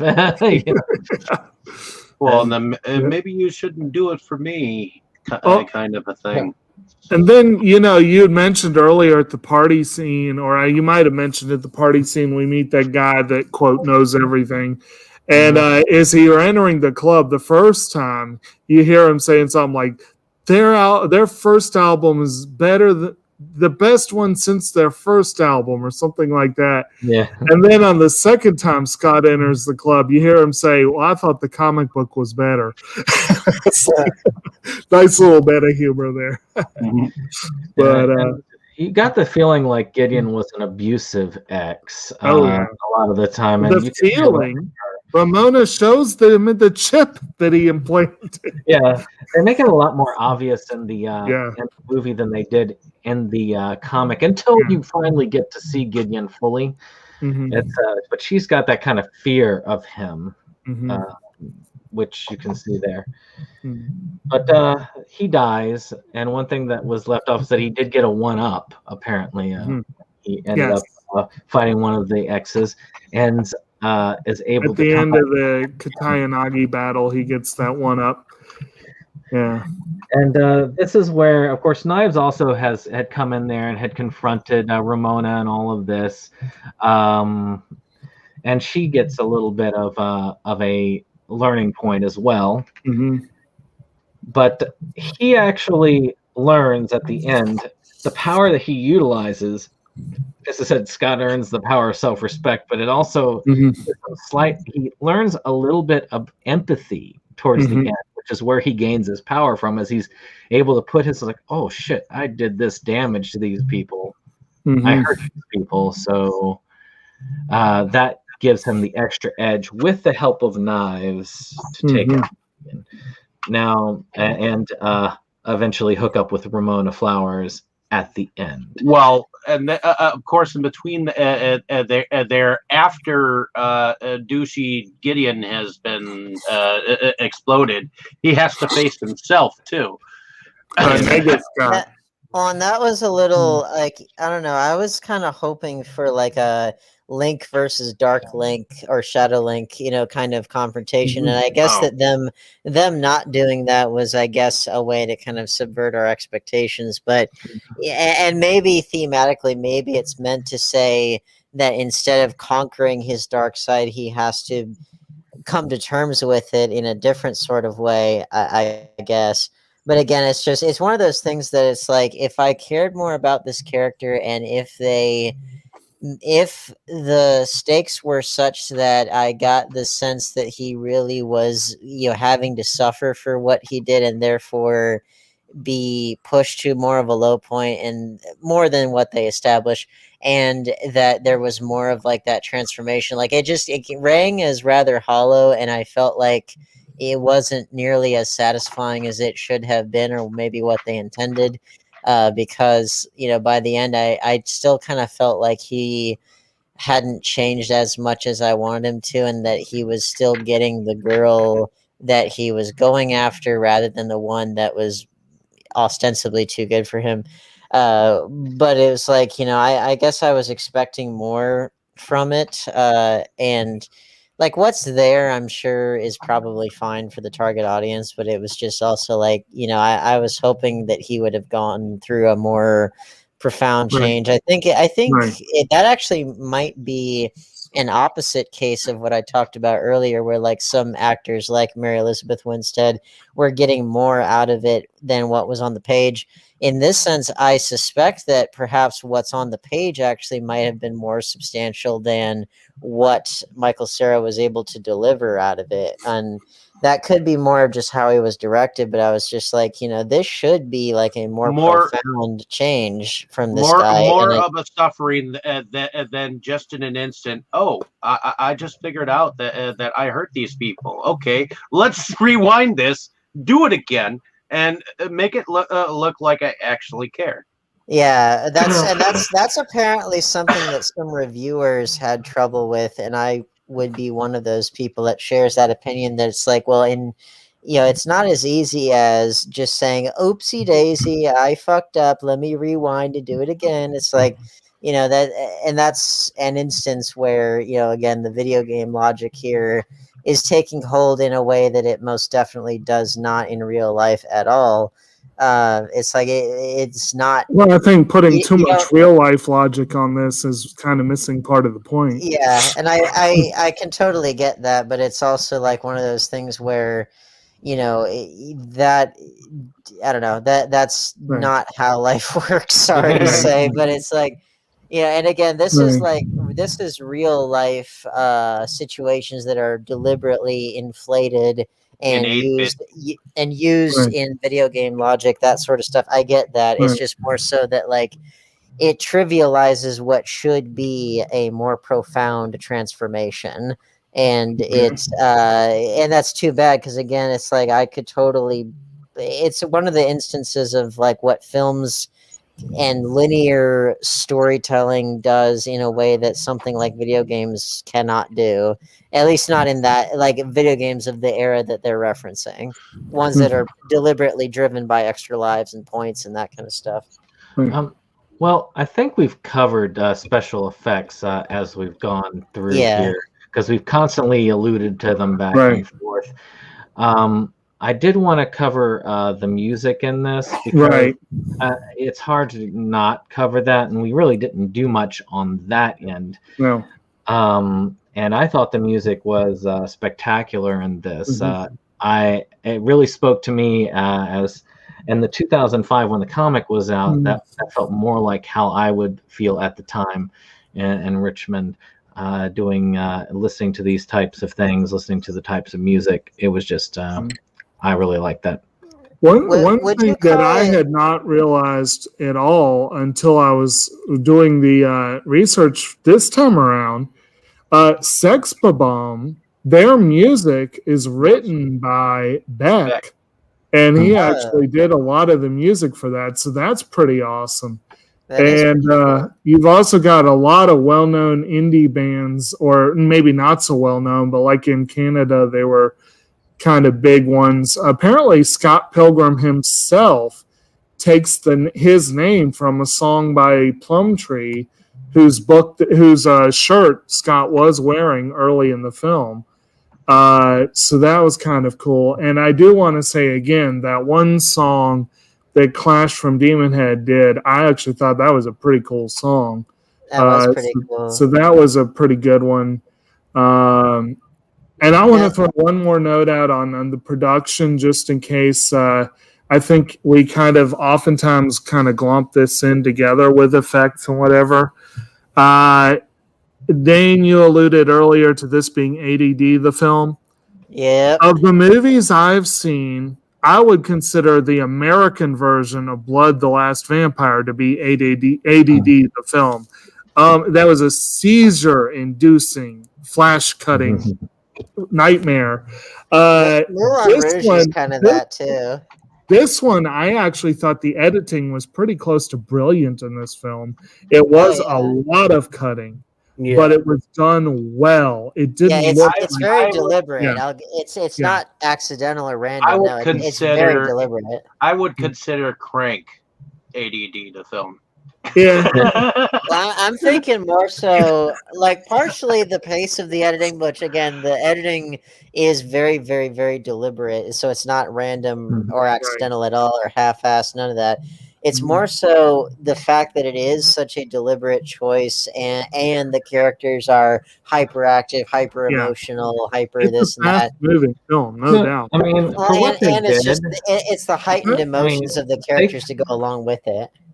They fit pretty much most of this in to a movie that was like just under 2 hours. Just under 2 hours. Yep. So to me, I think that they did an amazing job adapting it. Overall. And it doesn't feel as rushed. The worst offender I've seen of one where I've read the source material and then seen the movie and been like, well, that was the friggin', they just put the fast forward button on the book. Was the fourth Harry Potter, the Goblet of Fire? Oh, I know. That movie was rushed. It was like, yeah. And that was one of my favorites of the books. But yeah, you're right. They fucking rushed through that shit in the movie.